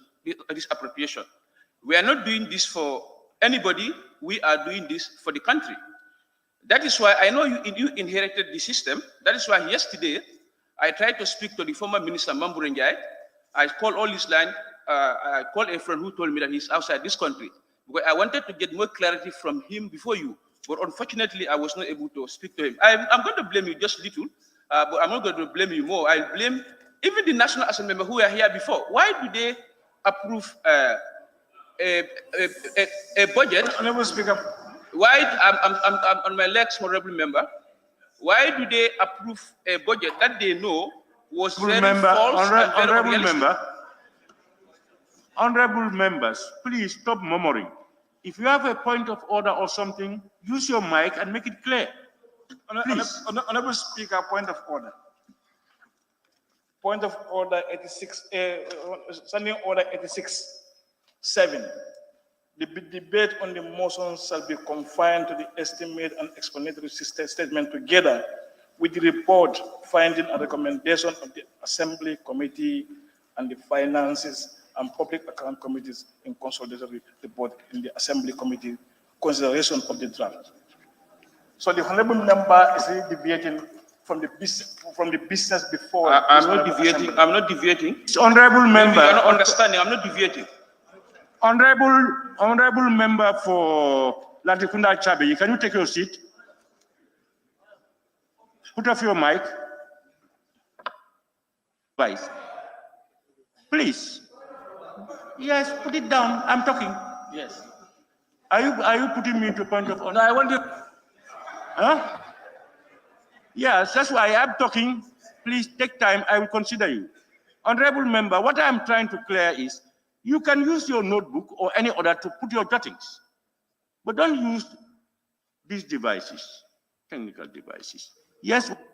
Honorable Speaker, point of order 17D has been explained by the honorable member of Sabah Sanjal. Members shall not read newspapers, books, letters, or other documents except when making reference to such parts therein as may be directly connected with the business of the Assembly and with the permission of the Speaker. And I believe the honorable member was making a reference. Honorable member, you are making two different points. Thank you. The member said he was using a device. You are talking about making reference to newspapers or documents. Please, honorable member, you yourself, you are out of order. The member is telling you, the honorable member is making the point of order that the honorable member is using a device. If the honorable member, if you are quoting from newspapers or looking at your notebook, it's fine, but don't use the device. Please, can you continue, please? Thank you very much, Honorable Speaker. Honorable Minister for Finance and Economic Affairs, I said it in my preamble. I will urge you to go back and resubmit a clear budget that is going to be understandable by National Assembly members before we can bless it. Note, I am not saying that I am against the salary increment. I'm not implying that, but I want a salary increment that has been pronounced by the executive. There was a time salary increment was pronounced by the executive. The executive failed to do this, so that the minister come here to make a scapegoat to say it's the National Assembly members who did not want your salary increment. That's not the case. We want salary increment, but we want it to affect or impact the lives of citizens of this country. The government, this government, in my opinion, lacks economic wisdom and fiscal prudence to generate growth in the Gambian economy. Now, your main concentration should be on high inflation, especially with regards to food prices. Now, bag of rice in this country is like $1,800. This should be your area of concentration. I don't know, you should also concentrate on high youth employment in this country. How do we save our economy? We must also generate employment. We must create employment for our youths. The collapsing agricultural sector. Other honorable members have said here before, the price of fertilizer is not acceptable, and the Agriculture Committee has deliberated on this on several occasions. These are some of the issues that this government should concentrate on, not any other thing to increase salaries. Probably it might not even be sustainable. Because what I realized is, the economy was based on false and unrealistic projection.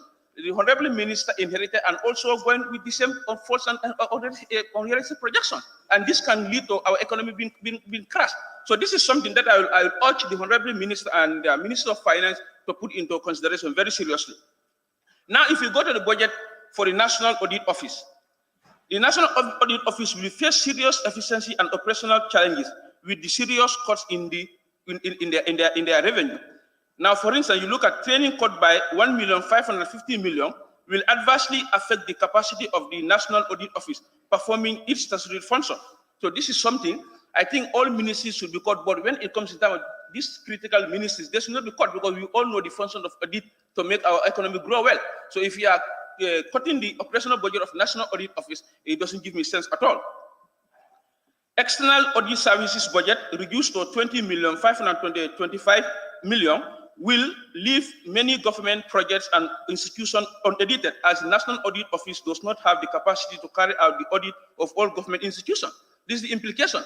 If you cut the budget for the National Audit Office, they will not have a capacity to perform their audit function. So I will want the honorable minister coming back to the National Assembly with a revised one to please put that into consideration.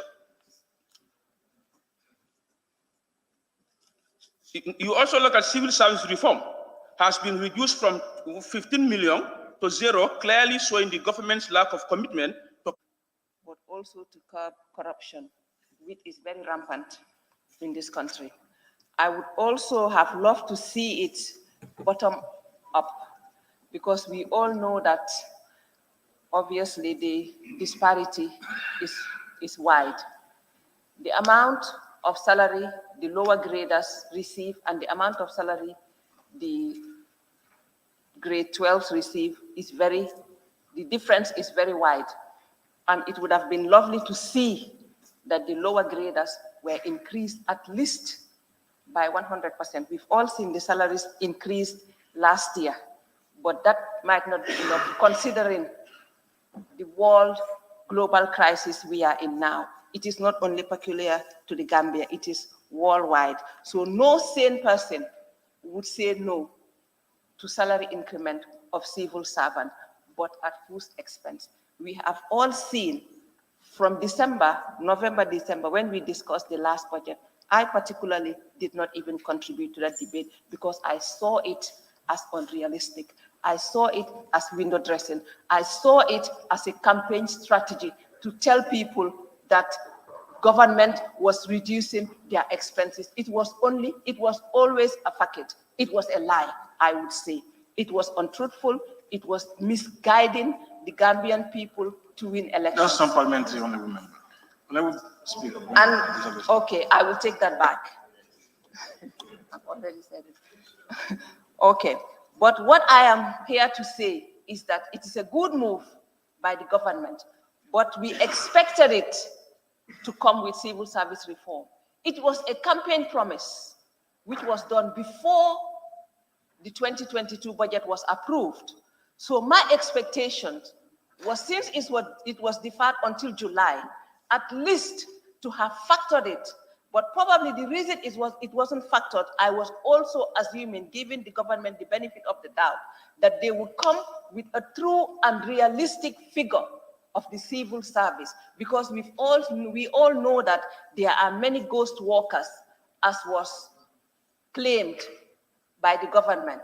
So the fact that this increment was due in July, I gave them the benefit of the doubt and thought that they would have done their due diligence and come out with a proper government civil service figure. I think that would have been really fair. And like I said, no genuine person would say no to it. But yes, at what expense? Yes, are we going to fund a civil service that is bloated with no genuine figures? Are we going to service and increase salaries of ghost workers? Or are we going to increase salaries of genuine Gambians that deserve it? In that case, I would recommend that from the ministers, probably to grade 12, is increased by 30%, and the rest at least by 60%. That way, they would feel the pinch of the salary increment. Because as we speak, if one would go home with even $4,000, a 30% salary increment would do nothing. But again, I would applaud the government for coming up with this thought, because anyway, the ones that you think of the betterment of your citizen, it's a good move. But then again, is it genuine? I always ask myself. It was a campaign promise. And we've all heard His Excellency on TV say that when you campaign, you can say anything. Was it with good intentions that he made this promise? Or was it only cynical to win elections? Again, it's a cause for concern, and it is for the Gambians to see the truth and to see through His Excellency. But again, I will applaud it, and I will look forward to this government coming up with ways of increasing the revenue of this country. Because like you've mentioned, you said the predicted income is not feasible, and there's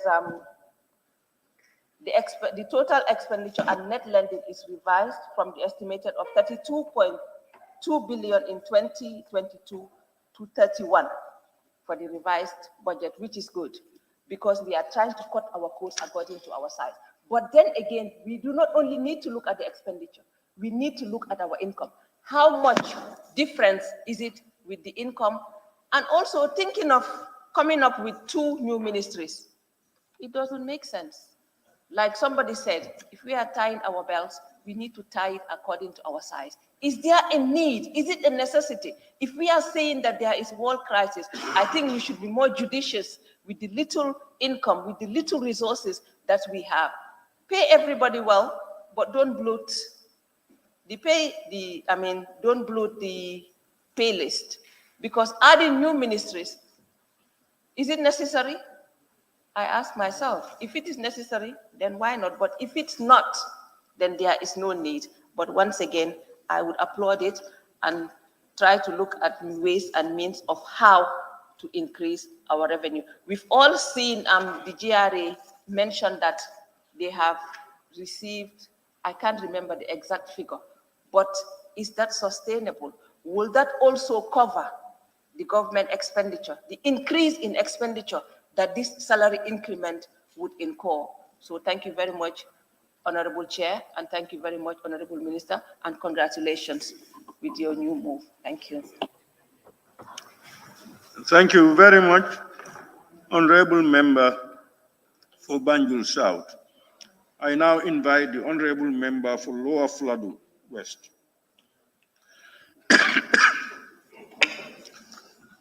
Thank you very much, Honorable Speaker, for giving me the floor.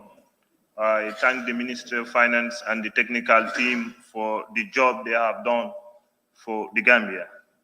First and foremost, I want to tell you that a member of Lower Fladu would wish to have 100% increment on civil service salary, because we really concerned in the sense we are asked more questions about this salary. So if you made effort at least to bring in 30%, we are grateful. And I am telling you, at my own level, it's been endless. Coming back, I'm more concerned about this salary increment. From 1997 to 2017, it was only 5% increase. So I thank this government of the day. In 2018, 50% was increased. And I also continue to thank this government also, seeing a 30% increase in 2022, meaning that this is a serious government that is interested in the welfare of their people. And the Minister of Finance tells us that based on the look that they have made, it was very difficult, because here we have to look at the sustainability, because we all know salary is one-way traffic. Once you increase salary, it can never go back.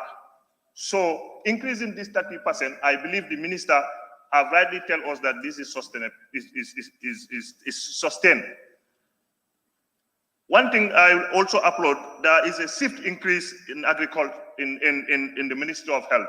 We all know the issues that is happening. So meaning that they judicially looked at this revised budget and then did justice to it. Although I have a little concern on agriculture. Currently, the people of Lower Fladu, that is the food basket of this country, are using the hard way, like they use the barrel to hit, to get these rights in during their post-harvest loss is very high. So that cut is what concerned me. But apart from that, I feel this is a serious government, and I believe member of this assembly, nobody will doubt for this 30% increase. I'm telling the ministry, hopefully this is already endorsed, because the civil service are all listening and looking at us, and we are representing them. And I believe that there will be a study restructure, because if you look at the social media speculations, there are a lot of grading systems that we have put on media, but which really affect the life of the people. We know that any serious government would want to satisfy its workforce, and the workforce is the civil service. So this is a route towards satisfying that. So I think we need to thank this government of the day for the wonderful gesture that they have looked at the civil service. We know still now this civil service is underpaid. We know that. But this is only at this time that you can see the dollar and the euro matching, meaning that there is serious economic crisis in the world. So that will not leave Gambia out. I wish the president would have loved to see that everybody is paid 100%. But is that feasible? The Minister of Finance is here before us to tell us that this is not possible.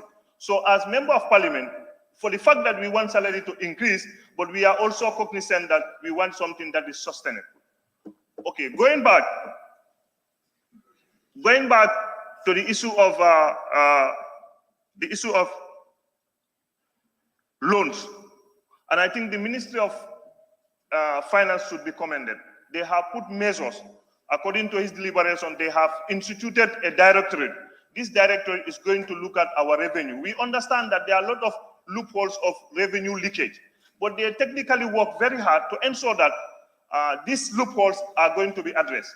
A scenario was made looking at the Bamba-Telda Yelitenda bridge in June 2021, 20 million. And now they are telling us in June 2022, 43 million. I think the Ministry of Finance and his team need to be commended for the good job that they are doing. So on that note, I thank all of you.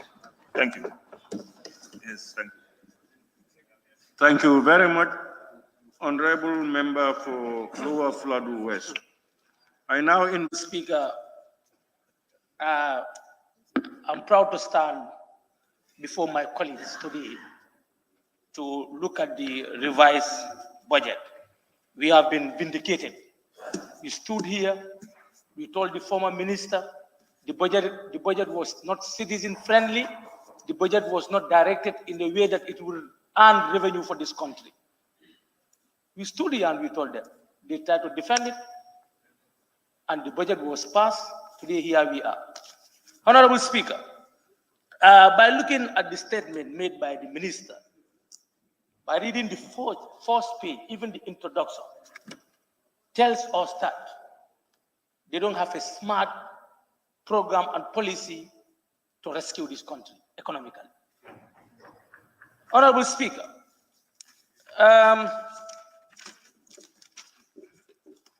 there is increase in the debt of GDP ratio, and the physical space has been reduced. The minister presented the budget as in a form of a whole, and at least 6 months have gone. I expected the minister to tell us the expenditures and the revenue within the past 6 months. But that is not given to us. Who is aware of it? Can you help me? Yes, you can help me when your time comes. Honorable Speaker, looking at the macroeconomy, the way the budget is presented to us, I see it as a form of misdirection as far as the Gambia economy is concerned. Honorable Speaker, the minister is telling us that the other avenues where the country should earn, they are in serious trouble. COVID-19 is not in fact gone, it's here with us. We talk of Ukraine, Russia, or I know even Badibungas or Kiangas, when they don't have food, they will blame Ukraine and Russia now. When there is land that they can farm and get at least something to eat.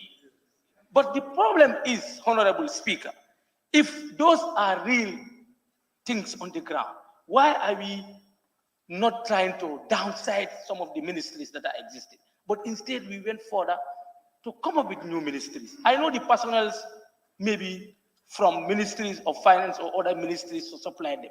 But when you look at the operation cost, that's going to affect your economy, your income, Honorable Speaker.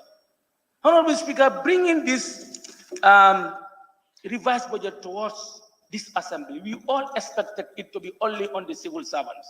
We don't expect ministers to be part of it. There is no between us and the ministers, and we want your progress. But the country is suffering economically. We are all complaining. The civil service, they are complaining. Now the ministers also want a package in this. I think honorable members of the House, ministers, and other sectors, they should give chance to others. In fact, we can go into our budget well, and your budget, we try to see if you really mean to help the lower earners and the civil servants, then we need to look into the budget, and we can still cut somewhere. I told you, but you said your economic godfather, IMF, told you that it's not possible. This was what we had, but it's possible. If we really mean to save this country, we really mean to bail out, we can do it. All of us, from the president to the last man, we need to sacrifice something, but we don't mean it. We always cry about the low earners, we cry about the farmers, the poor people, but instead we all know our take home. Let's play. Let's play. From the minister, from the president. No, I play 20,000 every month. All of us, we play. We bail our people out, but we don't mean it. We don't mean it. If we mean it, we have to look at this situation, Honorable Minister. Honorable Minister, our country is a country that is entirely dependent on tax, and it's not sustainable. It's not sustainable. We expect us to also export goods outside this country so that our foreign exchange can go up. But that's not happening. Countries are going forward, Gambia is going backward. We only want to focus on salary restructuring, and you can't do that without having money in hand. Observation, please. Yes, Honorable Speaker. Yes, you give me the floor. Yes, Honorable Speaker. This is why I say we are honorable members. He pledged $20,000 every month. Take it note, Honorable Minister. Yes, you start the joking. Thank you so much. You know, I was asked, but I prefer you. Hold on. This is very simple. We are responsible people. This is a country that we want to develop. What I'm saying is, if we want to develop as a nation, let's all come out with something. Do you understand? Come up with something. You are a joker. Honorable Speaker, what I really want to tell the minister is, I am not convinced that the increase is sustainable. I'm not convinced. The simple reason is, the minister didn't tell the assembly the source of funding. The source of funding that we are stated here, I see it as Robin Hood system of taking from other end and give it to the other end, from the left to the right. This is how I see it. Honorable Speaker, reference to page 5. In the context of improved domestic resource mobilization, the ministry has established a new Directorate of Tax and Revenue, which will focus on enhanced compliance and monitoring of revenue performance. This will cover critical areas such as domestic and international trade taxes, as well as tax expenditure. Honorable Speaker, GRA has been doing excellent tax revenue collection in this country. This is not the solution. It's not. Creating a new directorate, that is not the solution, Honorable Speaker. Honorable Speaker, pay as you earn. The ministry has issued a letter to all SOEs to submit records of payee deduction, filing and payment to the Gambia Revenue Authority. So it means there is a system already in place. So what are they creating again? Now, going to similar measures are being undertaken by the new directorate to all VAT registered entities in the country. Are they telling us that those VATs that we have been hearing since 3 years ago, are they not realized?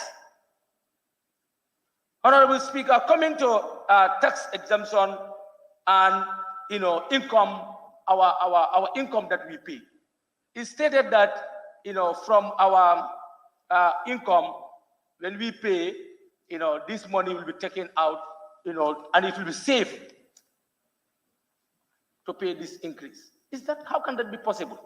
You pay me salary, I paid income tax out of that, you take out that income tax, and you want to save it for what? I'm not clear with this, Honorable Speaker. You give me from the right, you take it from me and give it to the left.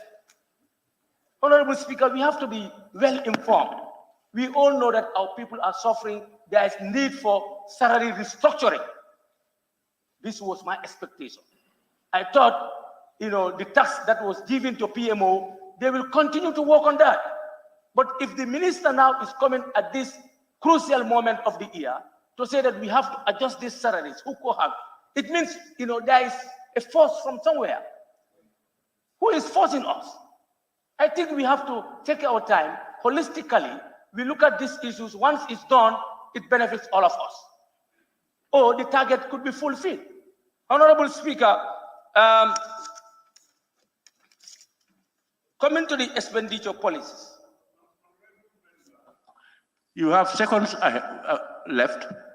Thank you. I will make it 30 seconds for you. No, I don't want to finish my time. Thank you. Thank you very much, Honorable Member for Central Badibu.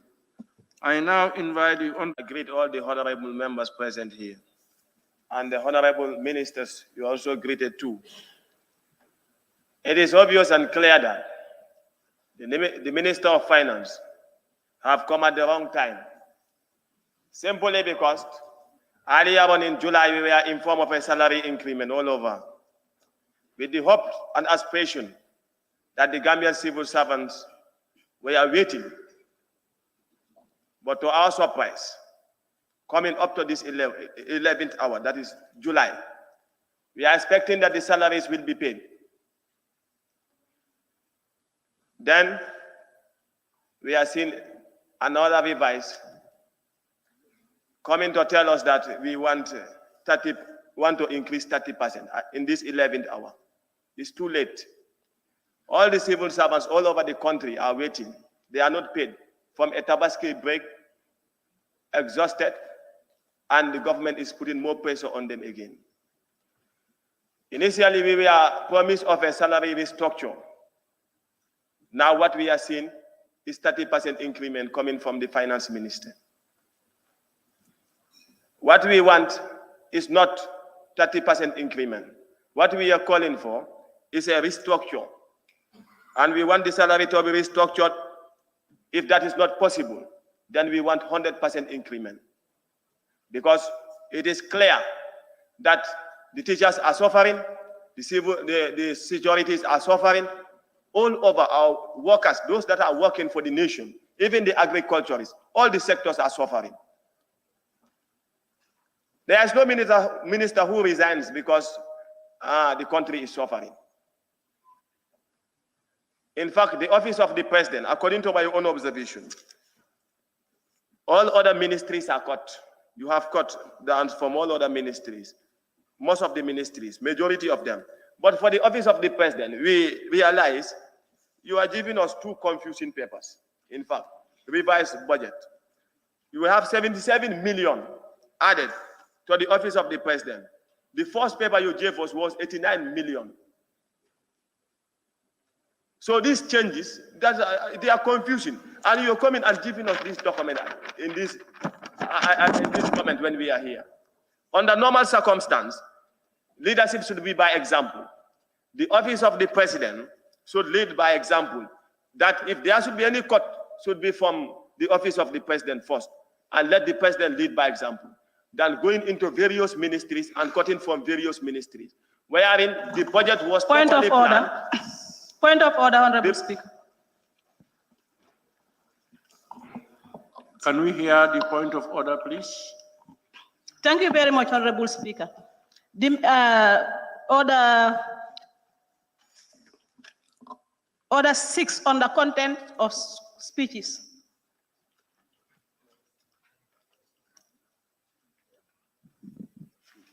The name of the President of the Republic of the Gambia shall not be used to influence the Assembly, and the member is using it. Thank you.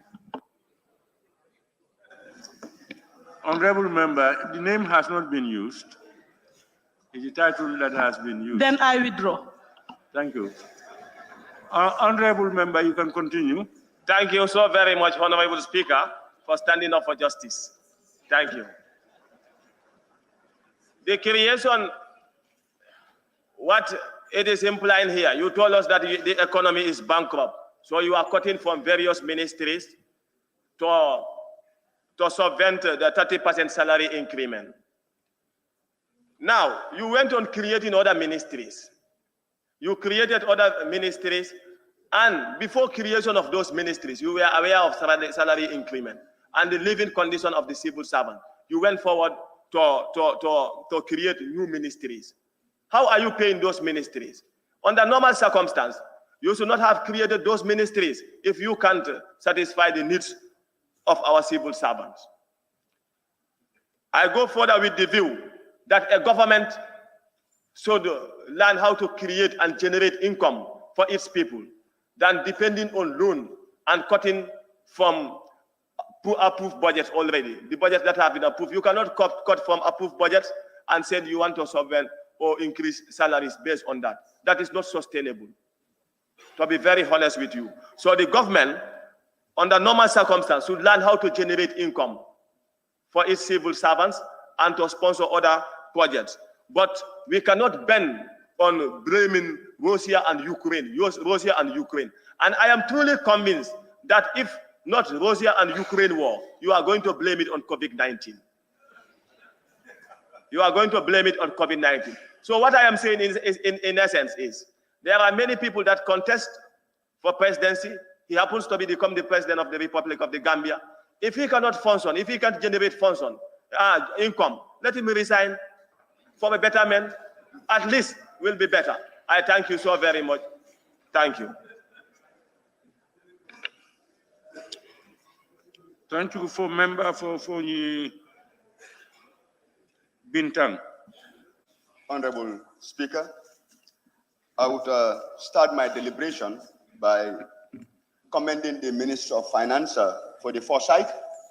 But before going any further, the first thing I would like to do is make some clarifications as to points that were raised by the honorable member from Combo South and also the honorable member from Combo East.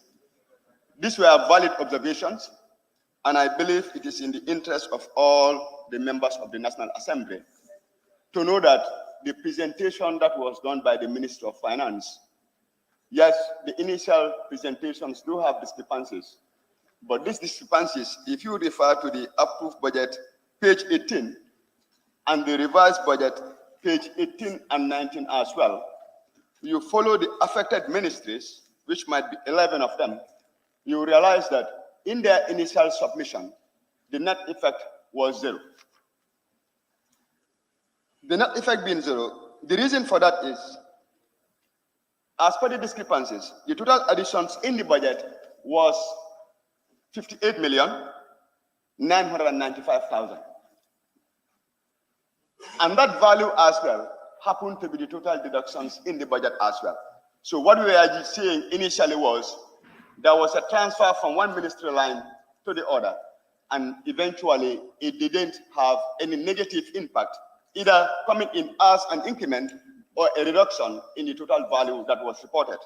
That's why if you look at both sheets, the final figure, I'm still looking at their submission, will be $23,692,227, which was based on the submission of the Excel sheet that was given by the ministry. And the same figure is what you will find in the revised budget. So, Honorable Speaker, it is my submission to the honorable members that the submission indeed is correct.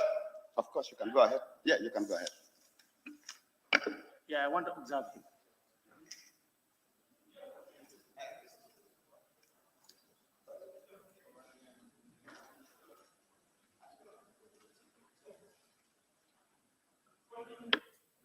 Central body, the member has sat down. You can observe. Okay. It's only when the member does not sit down, it means he will not allow you to observe. Thank you. But if you want to observe and the member sits down, you can immediately take off and then make your observations. Okay, honorable nominated member, the explanations that you are giving to us, if I heard you very well, are you telling us that there are expenditures that were unauthorized in the budget? Can I proceed from there? Okay. I think I would add flesh to what I was saying. If you would permit me, Honorable Speaker, I will refer the members of this assembly to the approved budget, page 18. And I will do this in correlation to the revised budget, page 18 as well. We will just concentrate our deliberation on one budget line item only as an example. Let's take the Office of the President. This is just, I'm doing this to clarify the points raised by Combo East and then Combo South as well. If we look at the initial submission of the Minister of Finance, the approved budget that you should find on this Excel spreadsheet, the initial Excel spreadsheet given. The approved budget, what they submitted was 672,650,000. 672,650. This is what was on their approved budget. Okay, on the Excel. If you look at the approved budget of 2022, what is there is 677,650,000. These were the discrepancies they were reporting. Okay? So what I am telling you is there were no unauthorized expenditures in the budget. What they should have done was do a comprehensive thorough reconciliation of the budget, which I did. If you do it, you realize that 11 ministries are concerned. And the net effect is 0. So if you look at figures, you look at one in isolation and you leave the rest, the initial result you will have might be misleading. That's why he made no mistake. The honorable member from Combo is made no mistake to say that the Minister of Finance did give us misleading figures, but indeed what happened was he didn't do a thorough reconciliation. So what I want to submit to this August Assembly is the net effect is 0. So the figures stand. And again, just to clarify that point, they did send us a corrected version. So once you have the corrected version, you can proceed. Honorable Speaker, at this point, I would like to commend the Minister of Finance for being prudent. Prudent in the sense that if you look at what is currently happening, you will realize that our biggest problem in this country is the revenue. Because the Minister of Finance was able to make budget cuts and save up to almost 1.3 billion. This 1.3 billion should have been sufficient to take care of the salary increment of 575,000. But what we are seeing at the end of the day is an increment on the budget deficit from 2.2 to 4.4. Why? Because there was a reduction in revenue up to 3.3. So now the question is, if at all the salary increment is 30%, and we have a surge, an increment in the deficit from the approved budget of 2022 to the revised budget of 2022, from 2.2 to 4.4, rationality would preach that you apply sustainability. Now, if you should go for the 100%, what is going to happen? The deficit will go in threefolds. Also, to give my 2 cents with regards to the proposed revised budget. Honorable Speaker, first, we need to confirm that this revised budget is in line with the laws of this country. And when you check the Public Finance Act, is in line with what we want to do. I know a lot of people out there are confusing two things. That is the revised budget and also a supplementary appropriation. And these are two different things. If you go to the Constitution of the Gambia, it actually talks about supplementary appropriation. Meaning, if in any given year, if what Parliament actually has approved for the government to operate on is less than what they intend to do, the Minister of Finance can prepare a supplementary appropriation with the sources of financing to come to the Parliament for approval. But we are here today to look at something quite different, which is revising the budget. Meaning, the Minister of Finance actually has looked at the economic situation of this country, looking at various economic indicators in terms of the revenue that the government will be generating and also the expenditure, and realizes that there is something that needs to change. It is not only about the new ministries that are created. No. And it is not only about the salary increase. No, it's far more than that. When you look at the revenue itself in 2022 here in this Parliament, and that's the reason why I tend to differ when somebody says Parliament actually just approved the budget like 2022 without having done the due diligence. I think that is completely untrue. We've done our best under the circumstances, knowing that a budget is not cast in stone, but a budget is a forecast. And the minister came back here today to tell us that the forecast they made last year, a few months ago, especially on the revenue side, would not be realized. So it's better for us to revise the budget downwards, and I think that is very commendable. You know, it takes guts for any minister of finance anywhere in the world to come back to Parliament and say, you know what, you approve this for me, but I don't think I'll be able to get this, so reduce it.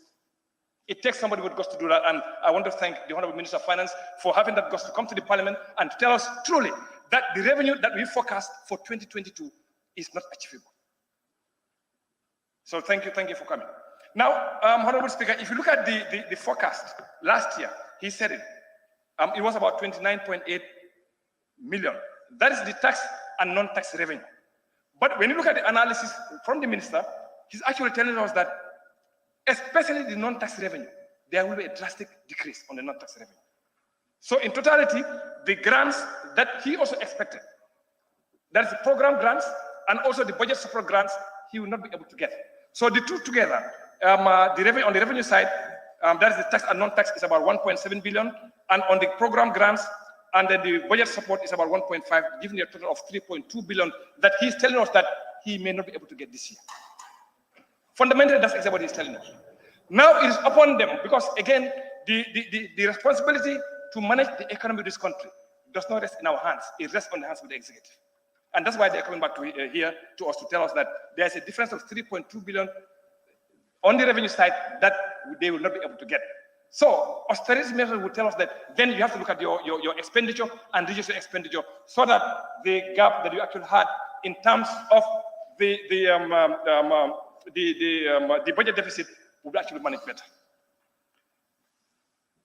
Now, let's remember this thing. This is not the first time we are having a revised budget. In 2017, we did a revised budget in this country here in this Parliament here, where the Minister of Finance at the time also thought the same situation and said, you know what we have in here is not going to be achieved in 2017.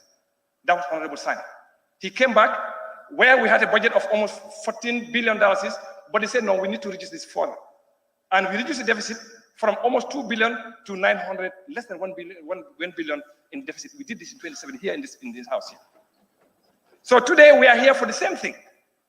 Another Minister of Finance is also coming saying that what we approved in 2021 actually is going to change because the economic indicators is very clear that he will not be able to do that. However, it is a coincidence that also the two new ministries are created.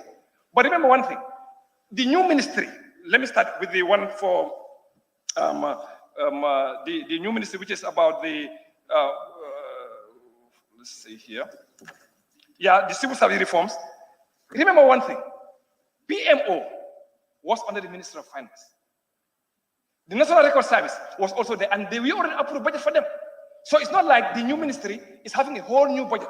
No, there was already something that was approved in the previous one that will be extracted from the Ministry of Finance to be given to this new ministry. So it's not like whatever you see there, that's something that's new. No, it's not new. And if you do the math and really understand this, that's why when he says that we approve the budget with understanding, I say that is not correct. I understand page 1 to page 100 of this budget, I understand. Now, when you look at the other new ministry also, which is the Ministry of Digital Economy, yes, yeah.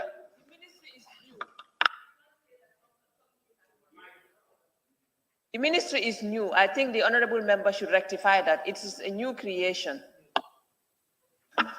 Thank you, Honorable Speaker. I think what I said is very clear. The budget that was approved for PMO actually has been moved from the Ministry of Finance to this new ministry. And that is correct. You can go back and make a reference here. It's there. When you look at the other new ministry, which is about digital economy, which I love so much, because again, when you look at the new ministry also, it's also the same situation. When you look at it, there was a Minister of Information and Communication Infrastructure. They divided two. Still, there is a component from the previous ministry that is maintained in the new ministry. So it's same thing also. It's not something that is also, the ministry is new, but the expenditure that was allocated them from the previous budget, is part of it is also moved to the new ministry. So we need to understand. And if you go through this budget clearly and understand what we have in here, you will see those as well. So, Honorable Speaker, when we look at two things here about the reduction in the expenditure. Point of order, please. It is very clear that. Point of order. Which member is rising to a point of order? Janjambure. Yeah, Janjambure, please. May we hear your point of order? Yes. I rise on the point of order on Rule 17. D, a member shall not read a newspaper, book, or any other device when making a submission, and it seems that is what exactly the honorable member is doing. Yeah, on his laptop, the device is before him. Please. Honorable member, you are making inference to the member making reference to a newspaper?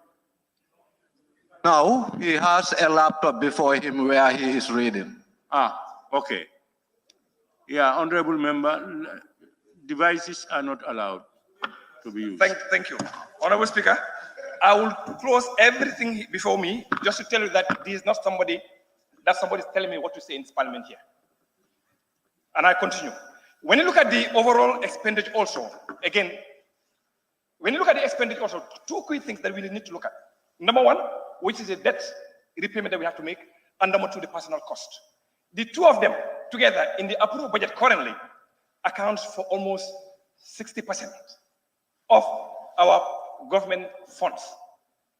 What that is telling us also is 60% of our current expenditure, which was approved, 60% of it is going to go towards salaries and also debt repayment.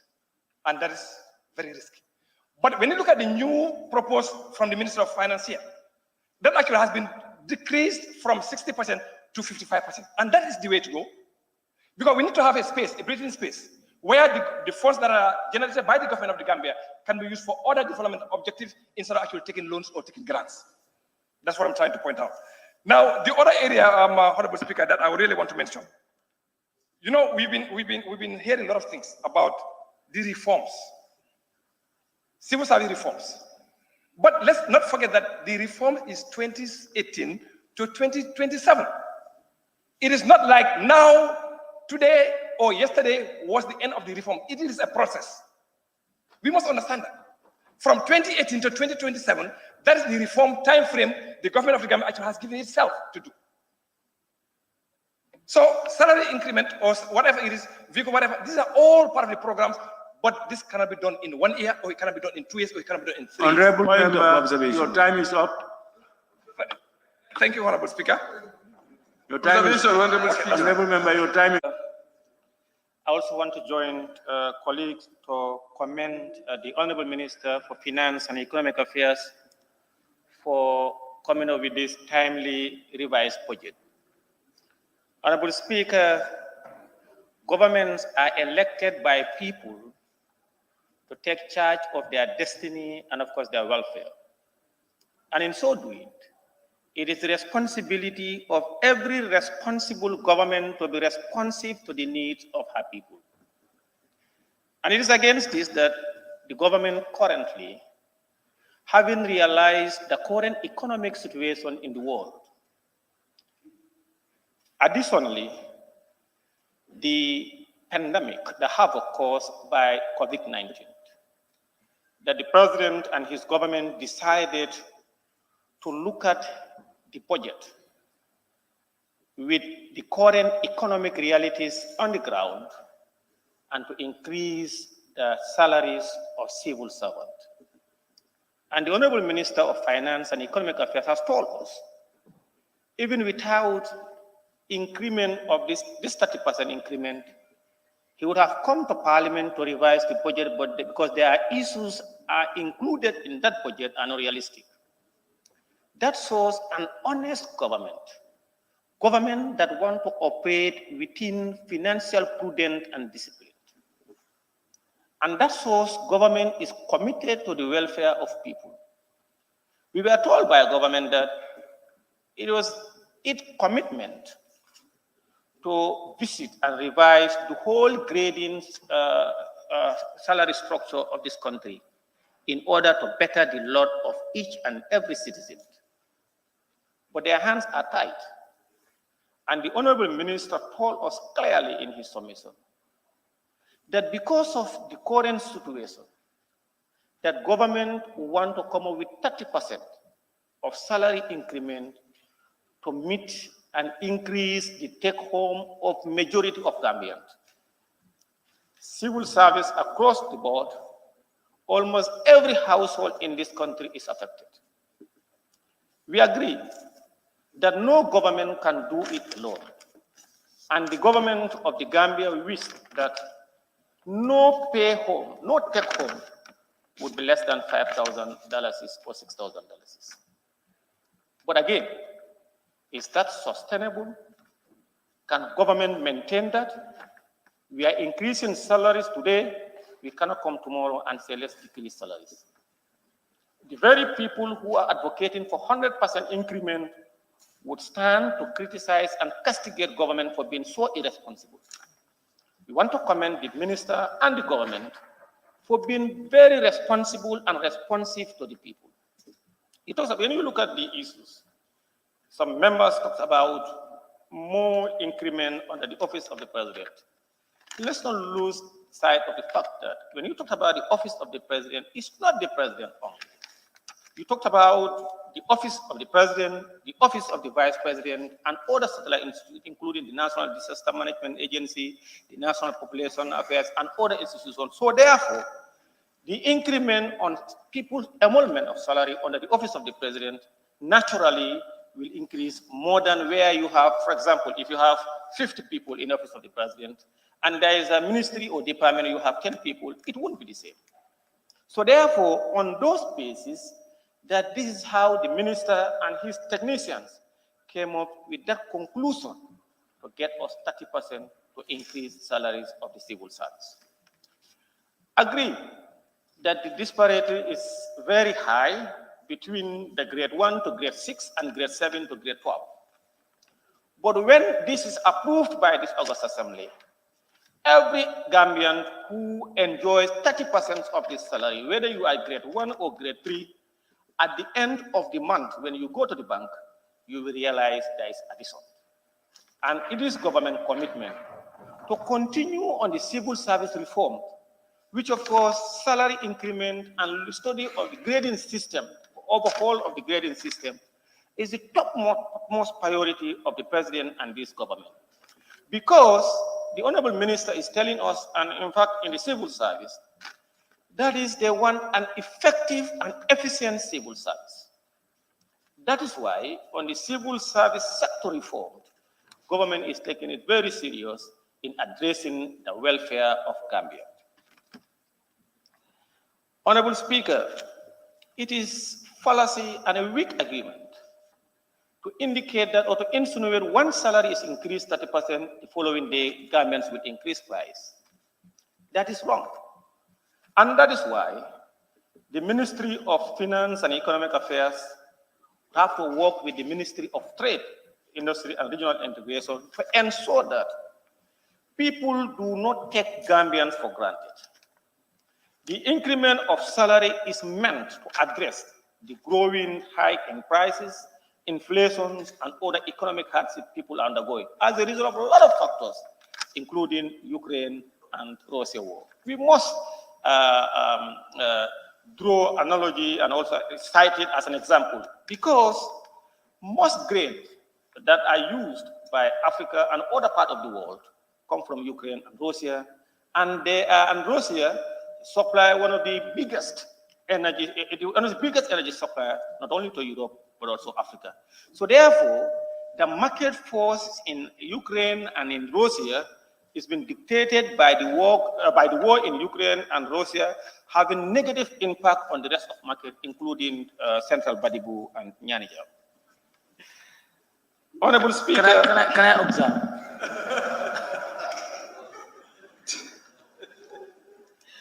Honorable Speaker. Can I observe you? Honorable Speaker, some people talked about farmers and fertilizer.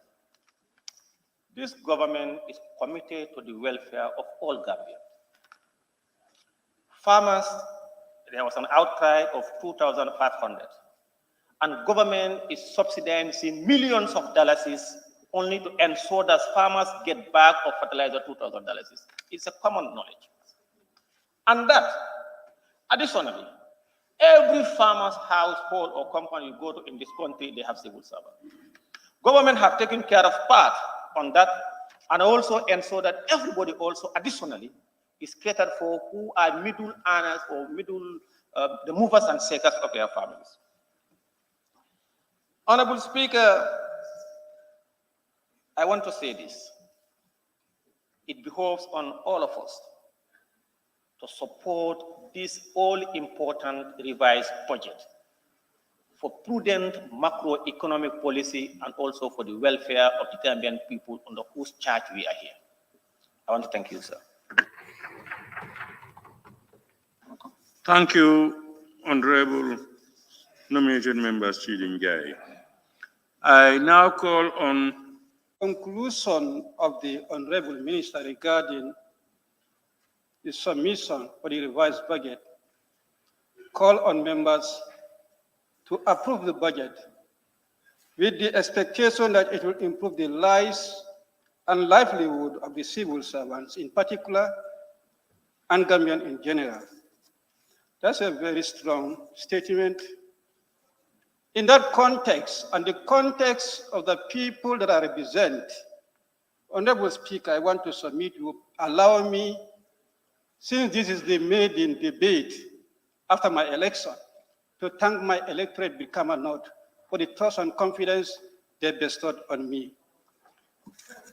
Having noted so, the points that were advanced regarding the reasons for the revision of the budget, no realization of the budget, support, the impact of the Russian-Ukraine war, the new ministries created, and the increase in the salaries of the civil servants and the subvented hospitals and schools, as well as the revised numeration for the cabinet ministers. These were the factors that were advanced regarding the revised budget. We may not be responsible for the Russia-Ukraine war, and I want to believe the ministry has its austeric measures to handle that situation economically. Regarding the no realization of the budget, support, I will put to the minister or ask the minister to inform us what were the factors that caused for the finance ministry not to meet the requirement for budget supports as a result of the failure to acquire the no-realization of the budget support. And on the creation of the new ministries, I want to believe this has been a forecast by the government that when come into power after the December 4th election, those ministries will be created. And in doing so, I want to believe the president, when he was sworn in as the president on the 19th of January, he assumed that position as the president and indeed occupied that sofa of the president of the republic. It would have been better or proper that if that was at the back of the mind that this ministry is supposed to come in order to meet the desire of his new government, including all other ministries, to avoid the current predicament that we find ourselves in, midway in the execution of the budget, to revise the total budget, for the president to appoint the cabinet to get started, rather to have a caretaker cabinet. It was not a caretaker president on the 19th January. First week after that, we are not expected to get a caretaker cabinet. When we do so, these shortcomings that were observed by your ministry will have been earlier observed. Remedial measures can get started immediately. But now we are halfway in the execution of the budget. The thing like this is coming. I have this belief is that one factor that contributes is the late appointment of the cabinet contributed to this dilemma that we are confronted with. Any government should avoid that in future, or any president should avoid that in future. As soon as you are elected, you are sworn in as president, elect or appoint your cabinet, and let your ministers be taxed the responsibility seriously and let them start their work effectively, seriously. No caretaker president, no caretaker cabinet. Having submitted that on salary increment, if you look at the rationale that was advanced, improve the lives and the livelihood of the civil servants in particular and Gambians in general. 30%, I don't think that commensurate with the statement that you have given. I don't think that commensurate to the statement that you have given. 30%, a low-scale earner, what will 750 do increment? What will $900 increment do? I think let's be realistic. What will commensurate the statement that you have given? Let's get that. In my opinion, that is not 30% for a low-scale earner. At least 50%, if not 100%. One will say there was increment in 2018. There was increase for the salaries, and then pensions were also increased 50%, 100%. Honorable Minister, I think right now we need to take the holistic approach. Let's try to look at the budget, the salaries holistically. What we need now is not the piecemeal increment all the time. Let there be total budget restructuring. And I want to believe this was the aspect that the PMO was working on, whether there is actually the submission of the government for the PMO to go with that or not, but I think that was a good move for the salaries to be restructured.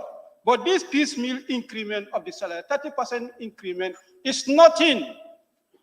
It doesn't make any significant change as far as the lives and the livelihoods of ordinary Gambians, especially the low-scale earners. Honorable Minister.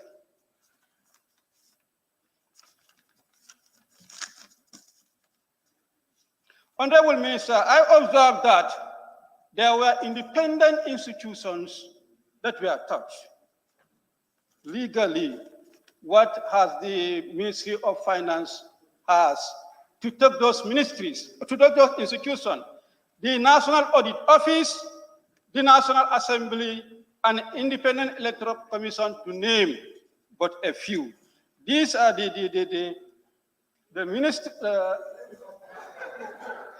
these are the institutions that were affected. I believe the ministry should not take those independent institutions.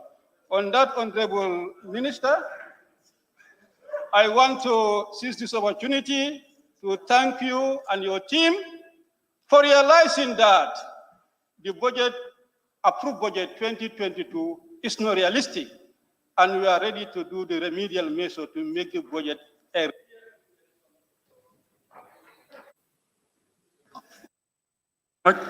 Honorable Member for Brikama North and Minority Leader. I now have the Honorable Member for Kantora and the Right Honorable Minister of Finance and Economic Affairs, Media, guests. Sorry. I say good afternoon to all of you. I think we have to make some serious clarification that government is not in any way increasing expenditure, or government is not in any way increasing the budget line. Government and the minister are of the belief that the 2022 approved estimate could not be implemented as planned. Of course, all of us know that budget is a planned document. And the law, the Public Finance Act, does give the right to come and revise to save this country. And the revision has revealed that they have saved this country up to 1 billion. I thank the Honorable Minister for being so transparent to Parliament.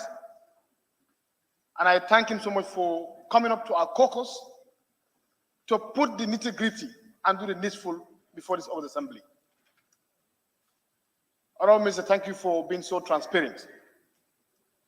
As I say, we are here to look at the approved envelope, but this time around was downward revision, reprioritizing several budget line items so that the much talk about 30% is materialized at the end of the day.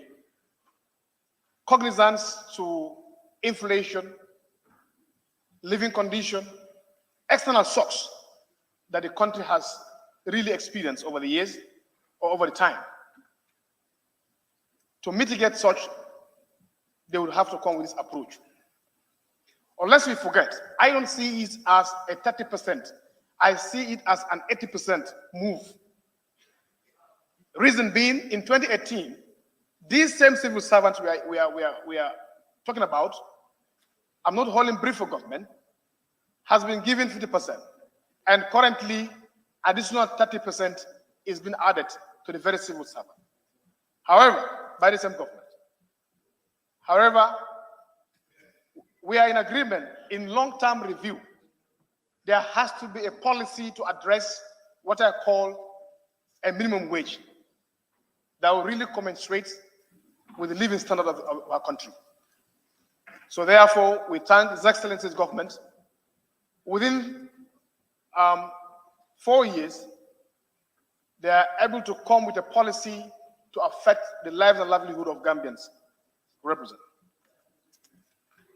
And it takes me to the newly created ministry. When we understand the importance of these two ministries, we'll advocate for a supplementary appropriation to fund them, for them to make or yield dividends. Going to the Ministry of Public Service Administrative Reform, we are of the conviction or the belief that we have a saturated civil service. There needs to be a ministry to holistically study the entire civil service system, to come up with a comprehensive, manageable civil service. And if that is done, there will be a downsizing And also that can also trigger salary increment to make sure that it commensurates with the job they are running for this country. In so doing, this newly created ministry will save a lot, not only the government, but the entire taxpayers as a whole. Coming to the Ministry of Communication and Digital Economy, this thing is long overdue. World now is being driven by technology, and Gambia cannot afford to live in exemption. These ministries come into force will not only create, the e-government, it also goes a long way in eradicating corruption, addressing revenue leakages. In a bigger picture, generate revenue. If you understand what an e-government means, or if you understand what digital economy means, the more talk about job opportunity, the digital economy will create a lot of jobs. And it also gives the government the lens to look around to spot on tap resources that are landed ideally. So therefore, I commend the government for coming up with this initiative to create digital economy ministry. The world is advancing. Look at Rwanda. They don't have mineral resources, but they embrace ICT to boost up revenue. Nothing stops this country to uphold and embrace ICT sector, to embrace e-governance. This issue of corruption revenue leakage will be addressed. So therefore, I thank the government for coming up with this initiative.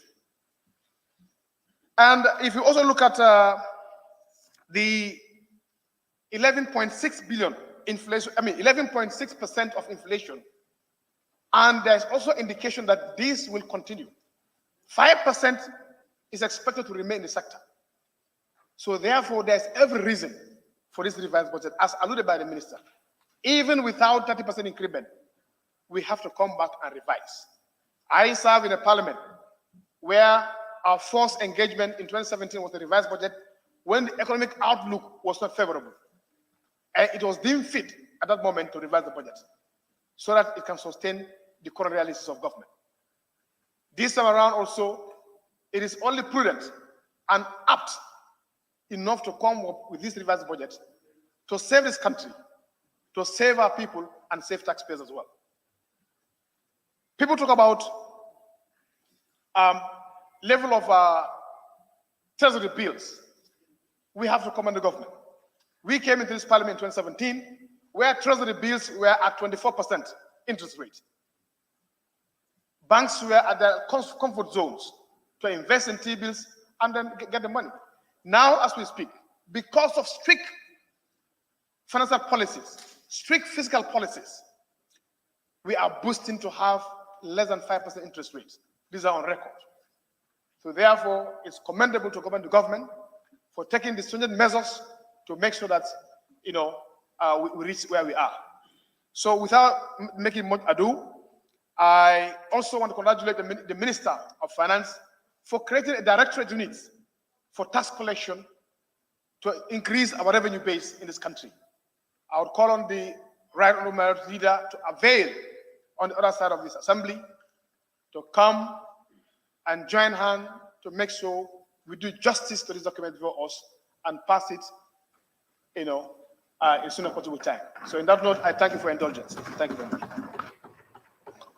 Thank you very much, Honorable Member for Kantora and Majority of the motion to respond to issues and concerns raised during the debate and to wind up the debate. Honorable Minister.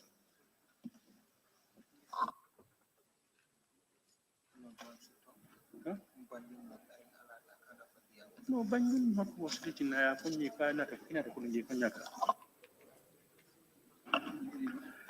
Sincere appreciation to the contribution of each and every member. This shows the commitment of this August Assembly to the cause of the Gambian people. All comments have been duly noted and observed, and they will enrich our experience and basis for improving our work. Very many useful comments and observations have been raised, and I took time to make copious notes. And I think I will try to do justice by trying to answer to each and every member who took the floor and the points raised and our position thereto. I begin. The member for Kiang West inquired about the 30% across the board as leaving the lower wage earners worse off. But I must stipulate that there is no system in the world where everybody is paid the same. And first of all, this salary review is not a salary restructuring.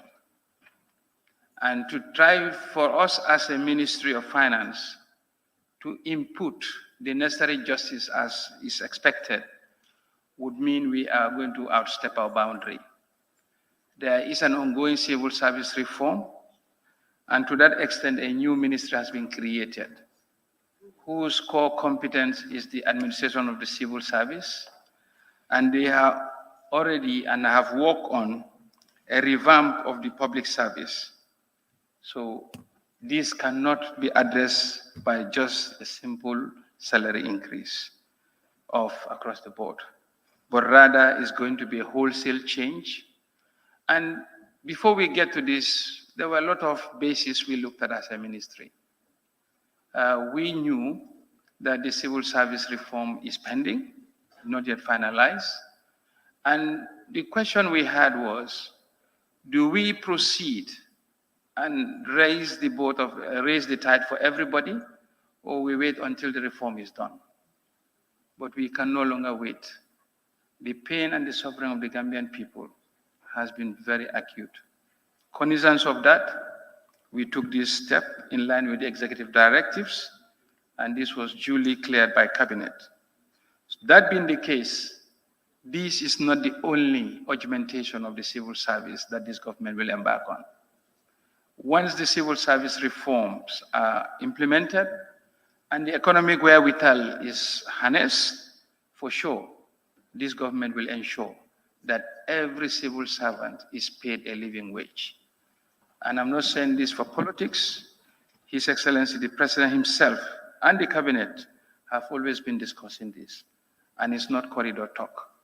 But we are living in times which are very challenging, and we cannot just do what we want ourselves. We had to do what we call a sustainable review of the remuneration. On the allocation of the 2 new ministries versus a national contingency, if we look at what these 2 new ministries will do, they will more than pay for themselves in the long haul. The new digital economy ministry is going to usher in an e-government, whereby it will close all these tax loopholes that we have been talking about, all this corruption that we are talking about.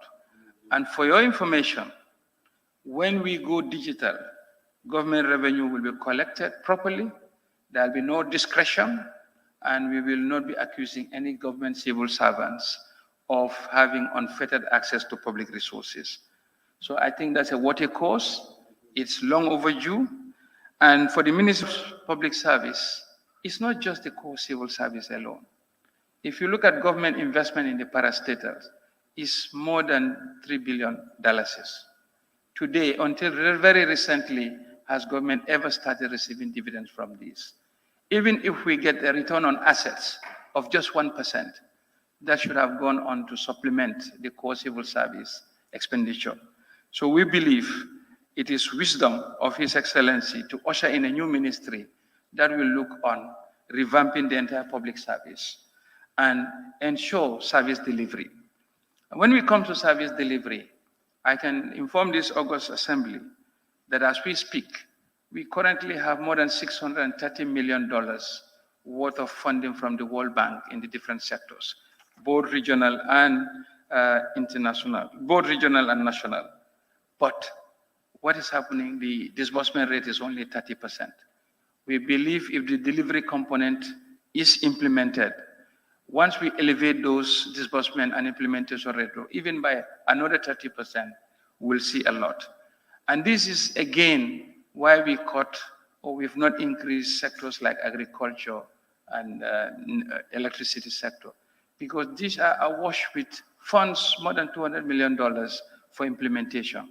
And don't forget, it is not only the government budget that is an operator in the economy. These projects are government projects, just that we have development partners who are funding this.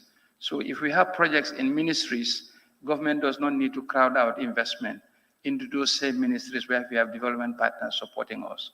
Instead, that's why we have a very narrow and focused approach to that. Revised allocation to ministers. Of course, we will be transparent with you. Government is three arms. You have the legislature, you have the judiciary, and then the executive. As we stand today, of these two or three institutions, the executive are the worst paid. The average minister's salary is less than half of the two branches. And that is not sustainable, and it's not equitable, it's not fair. So it is within that spirit to correct that anomaly that the review of the compensation of the ministers have been taken on board. Member for Brikama South, the implementation of the first 6 months, yes, this was taken on board, and that's why we came up with the projection. We believe it will be very much, will load the National Assembly with a lot of information. That's why if you look at the projections are for the first 6 months implementation and adjustment or outlook for the next, and which we collapse as the revised budget. But we believe to do justice to this August Assembly, we shall be coming here quarterly to update the National Assembly on the implementation of the budget. We are not going to, it was mentioned that these sources of revenue and targeted revenue for dates year to date, mentioned that. When it comes to salary restructuring, there was a full salary restructuring exercise done. Cabinet sat on it, discussed it, and an option was adopted. But the impact of that option was an increase in the wage bill of 50%. When we look at this 50%, we knew it was not sustainable. We assessed it, and managing an economic system means honesty. You cannot just do things because you said it. When those approvals were done, there were no Ukraine and Russia war. You manage the information, my economy, with the latest information affecting the macroeconomic fundamentals. And if those fundamentals change, you have no choice but to change. Economy management is an experimentation phase, and you cannot, that's where you cannot keep your pride. You change as the fundamentals dictate. It is with that reason, government, in line with our development partners, felt that it was not sustainable. We would have wanted to pay even 150% more to the civil service if we had the resources. This government, this country does not have a problem of expenditure. It has two fundamental problems. One is revenue mobilization, and the second is debt service. The current level of debt to GDP of 85% is very, very alarming.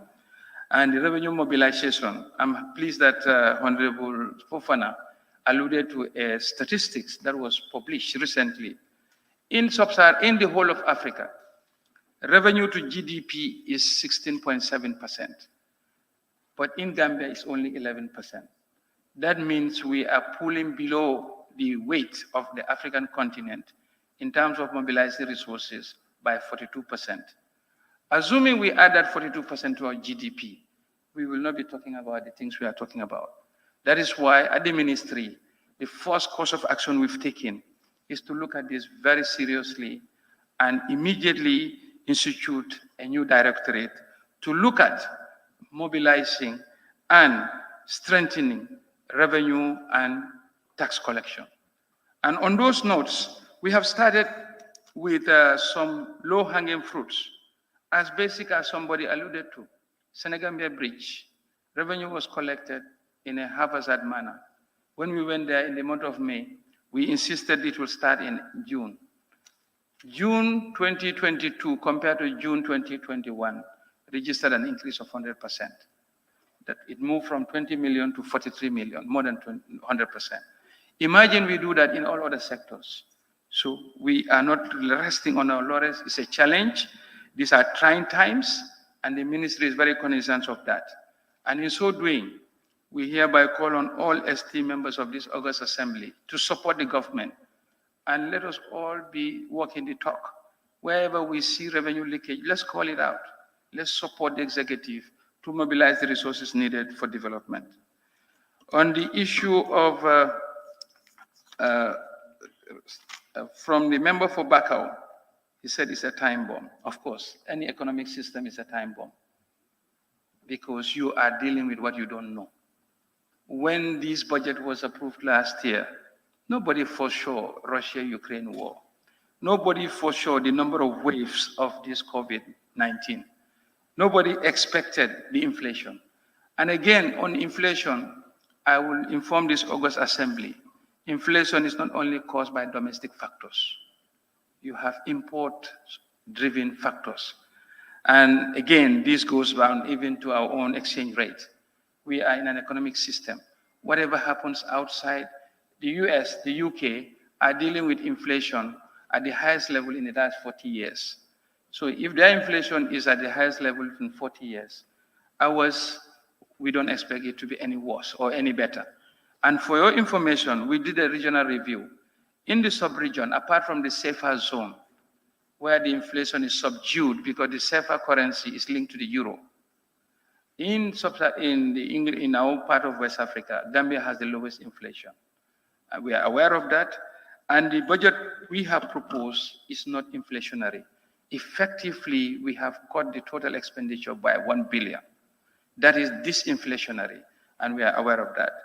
I double as the table Minister for Trade, and we will not allow this 30% increase to pass through to the consumers or the market operators as a form of price hikes. We are aware of the factors that drive this, and this has been closely studied. And the good thing is that the global prices for some of the essential commodities are coming down, like flour. And we are already at advanced discussion with some of the flour manufacturers to bring down their prices reflective of the international prices. So when it comes to issue of sustainability, we are not alone, and we'll ensure that what we are doing, we will always make sure that the best is done for this country. No cease on strike fertilizer prices. Just walk across the border. Fertilizer prices are not the market prices. We are still subsidizing fertilizer by more than 500 million as we speak, even at their price of 200. But the proof of the pudding is in eating. Just walk across the border. We can know what the price of a bag of fertilizer is in Senegal. And we all know that fertilizer is not manufactured in Gambia. We all take it from international sources. When international prices move, we are going to be affected. And it is on that note that government has taken the full cognizance to subsidize the price of petrol to the tune of 1 billion. It's not because we are not interested in the revenue, but we knew the impact that a full pass-through in petroleum prices would have on the population. That's why we have subsidized petrol to that extent. So it is not that we are insensitive to the plight of the farmers. We all came from farming communities. We know what it means, but we talk about the reality. So that is the view on the fertilizer subsidy. Structural pay scale has been much talked about, but then I'm sure my answer to that is still the same. The new ministry will take care of that and will ensure that the civil service restructuring looks at a pay scale in a more holistic fashion in due course, economic factors permitting it. We are also aware of the revenue collection maximization effort. We are not just looking at the GRA, we are looking across the board, from concession fees to landless rentals to even court fees, and even to basic as birth certificate cost. Do we actually know that a birth certificate now costs only $12? official rates. These are not, I mean, basically, when you go and get a birth certificate, you end up giving the officer more than it costs the government to print the birth certificate on. These are areas we are going to look at. And when we look at, when we say revenue mobilization, we are not going to look at sectors that will have overall tax burden on every citizen in this, affect their lives and livelihood. We are sensitive, and we will make sure that the proposed efficiency gains we want to introduce will be in line with the law and without any undue tax burden. Even if you look at the current compliance rate of VAT, every actor who is a registered VAT, you are only collecting on behalf of government. So why are you not surrendering that money? So if that percentage is only 66%, that means that 34% of what is legally collected government revenue is being suppressed. So that is what we are going to do. And we are aware of the plight of the law earners, but this cannot be addressed at this stage. It will be addressed in the subsequent civil service reform. The member for Fonyi Jarol spoke about the level of indebtedness, and we are aware of that. We have a three-pronged approach to that. We are going to restructure the debt, we are going to reprofile the debt, and we will also do, do justice to the GDP, debt to GDP ratio statistics. The the base year for debt to GDP is 2013. In an inflationary environment that is too old, we want to rebase the GDP to as recent as is possible. That way the debt to GDP will be reduced. Corruption has been mentioned, and of course, all the digitalization efforts and the effort that we are putting together will go towards addressing that. But of course, government cannot fight it alone. Every citizen has a stake in this enterprise. So member for Kiang East, salary increase the main driver behind. No, I think this is one point I wanted to identify. The salary review is not the main point of this budget review. The salary review is only 17% of the total adjustment. The revenue is where the issue is, where we have 3.3 billion shortage. And I will be transparent to this August Assembly to say that, look, a budget is a projection. A budget is a forecast. When you are doing a budget, you have a certain outlook. And if we can have that crystal ball to predict the future perfectly, I don't think we'll be here. Notwithstanding that, when we realized the 3.3 billion revenue shortfall, this came from three essential elements. We had elements of $30 million, which should not have been in the budget because it was overestimated, because it's a case going through the courts, and until you have judgment, it shouldn't have been there. We have another budget support that was included, which should not have been there. And we have a third budget support for which we've missed the targets. And the targets were not just the executives. Some of them linked to even the legislative calendar, like the procurement bill and all of other things. So those are some of the things that gave rise to some of the budget not being realized. Of course, in addition to the fertilizer subsidy, as well as the subsidy for the price of petrol. And in fact, for your information, where petroleum product not subsidized, a liter of petrol would have cost $92 this last month, just for the information of the August Assembly. This is one way government is actually taking the bite, and the challenges are feeding through. The level of debt, which was pronounced member for Lower Salem, I think when we look at our debt level calibrated in dollars, we should be very mindful of the base effect and the external exchange rate. Most of these loans are calibrated in US dollars. And as the dollar appreciates against the domestic currency, these debts tend to be heightened or magnified accordingly. So that is one element. It's not just that government had gone in on a borrowing spree and adding to it. So we should be all mindful. Of course, the quantum in the dollar term has been increasing, but not as much as people have been alluding to. The other aspects will, like, for example, why did we not realize the revenue budget? I think I have alluded to that. and like economy not doing well. Of course, no economy is doing well in the country, in the world now. It's not unique to Gambia. And what we are doing is what a responsible government should do. When you know things are not right, you don't sit over it. You put it out in the table, on the table for everybody to know, and you come up with measures to ameliorate the impact of that. The fiscal reform that is being talked about are all included in our proposed revised budget, because fiscal reform doesn't just mean increasing the tax rates. No, it means widening your tax base, and already most of these taxes are already legislated. What we have as a problem is the efficiency in the collection. And when we come to collection, it's not only the responsibility of GRA. There are so many revenue collection that should have flowed into government, which are not the case. And we mentioned the case of even as basic as income tax deduction pay as you earn.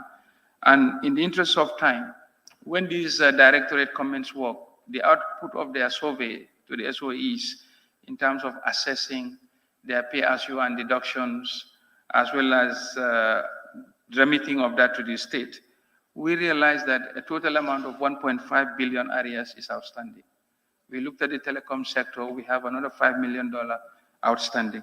So those are the measures required at this stage.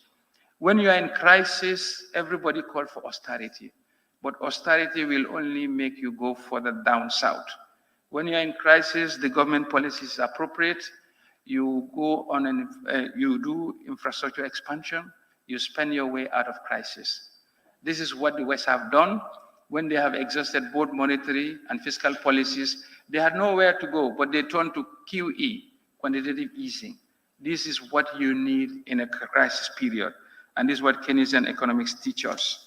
So we are aware, and this revised budget is in no way going to be inflationary, and is in no way not sustainable. Were it not sustainable, we would never have recommended it.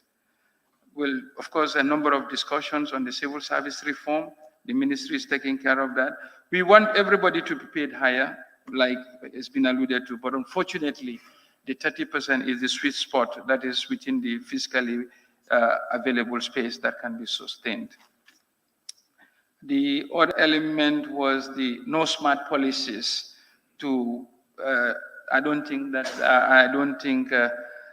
we are not doing our best.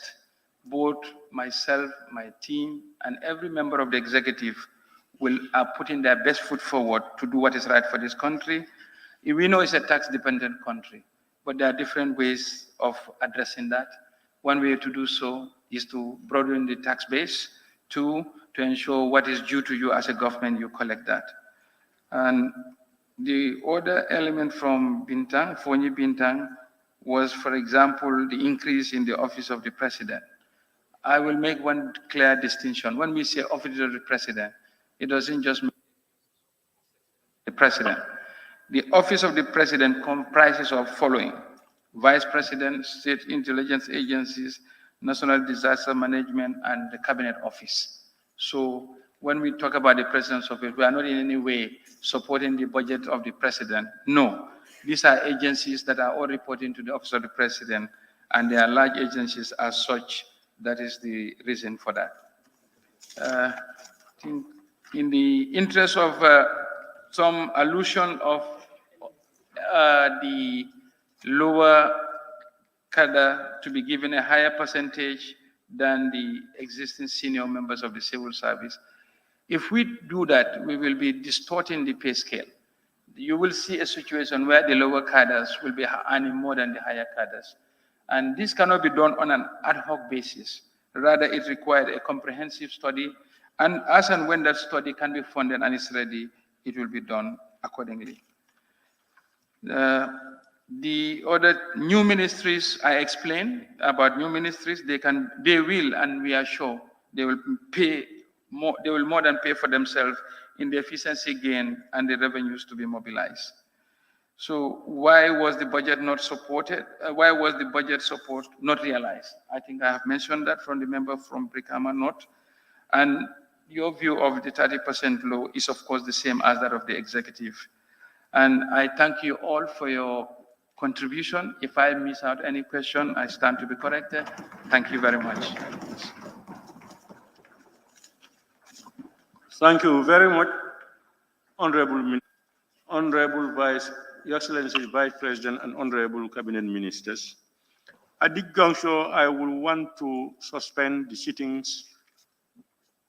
It is now 15:22 until 1600 hours to enable members go and get their lunch, pray, and we come back at 4 o'clock. The House now stands suspended until 4 o'clock.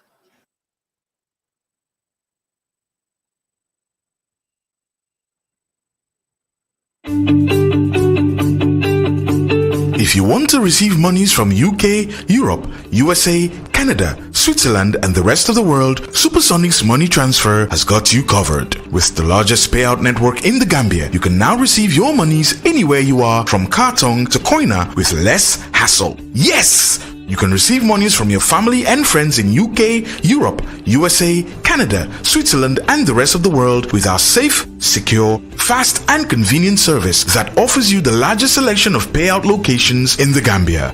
Supersonics Money Transfer. We are currently in 34 African countries and counting, giving you quality money remittance services that are second to none. Visit the Google Play Store or the Apple Store today to download the Supersonics Money Transfer app and enjoy excellent money transfer services only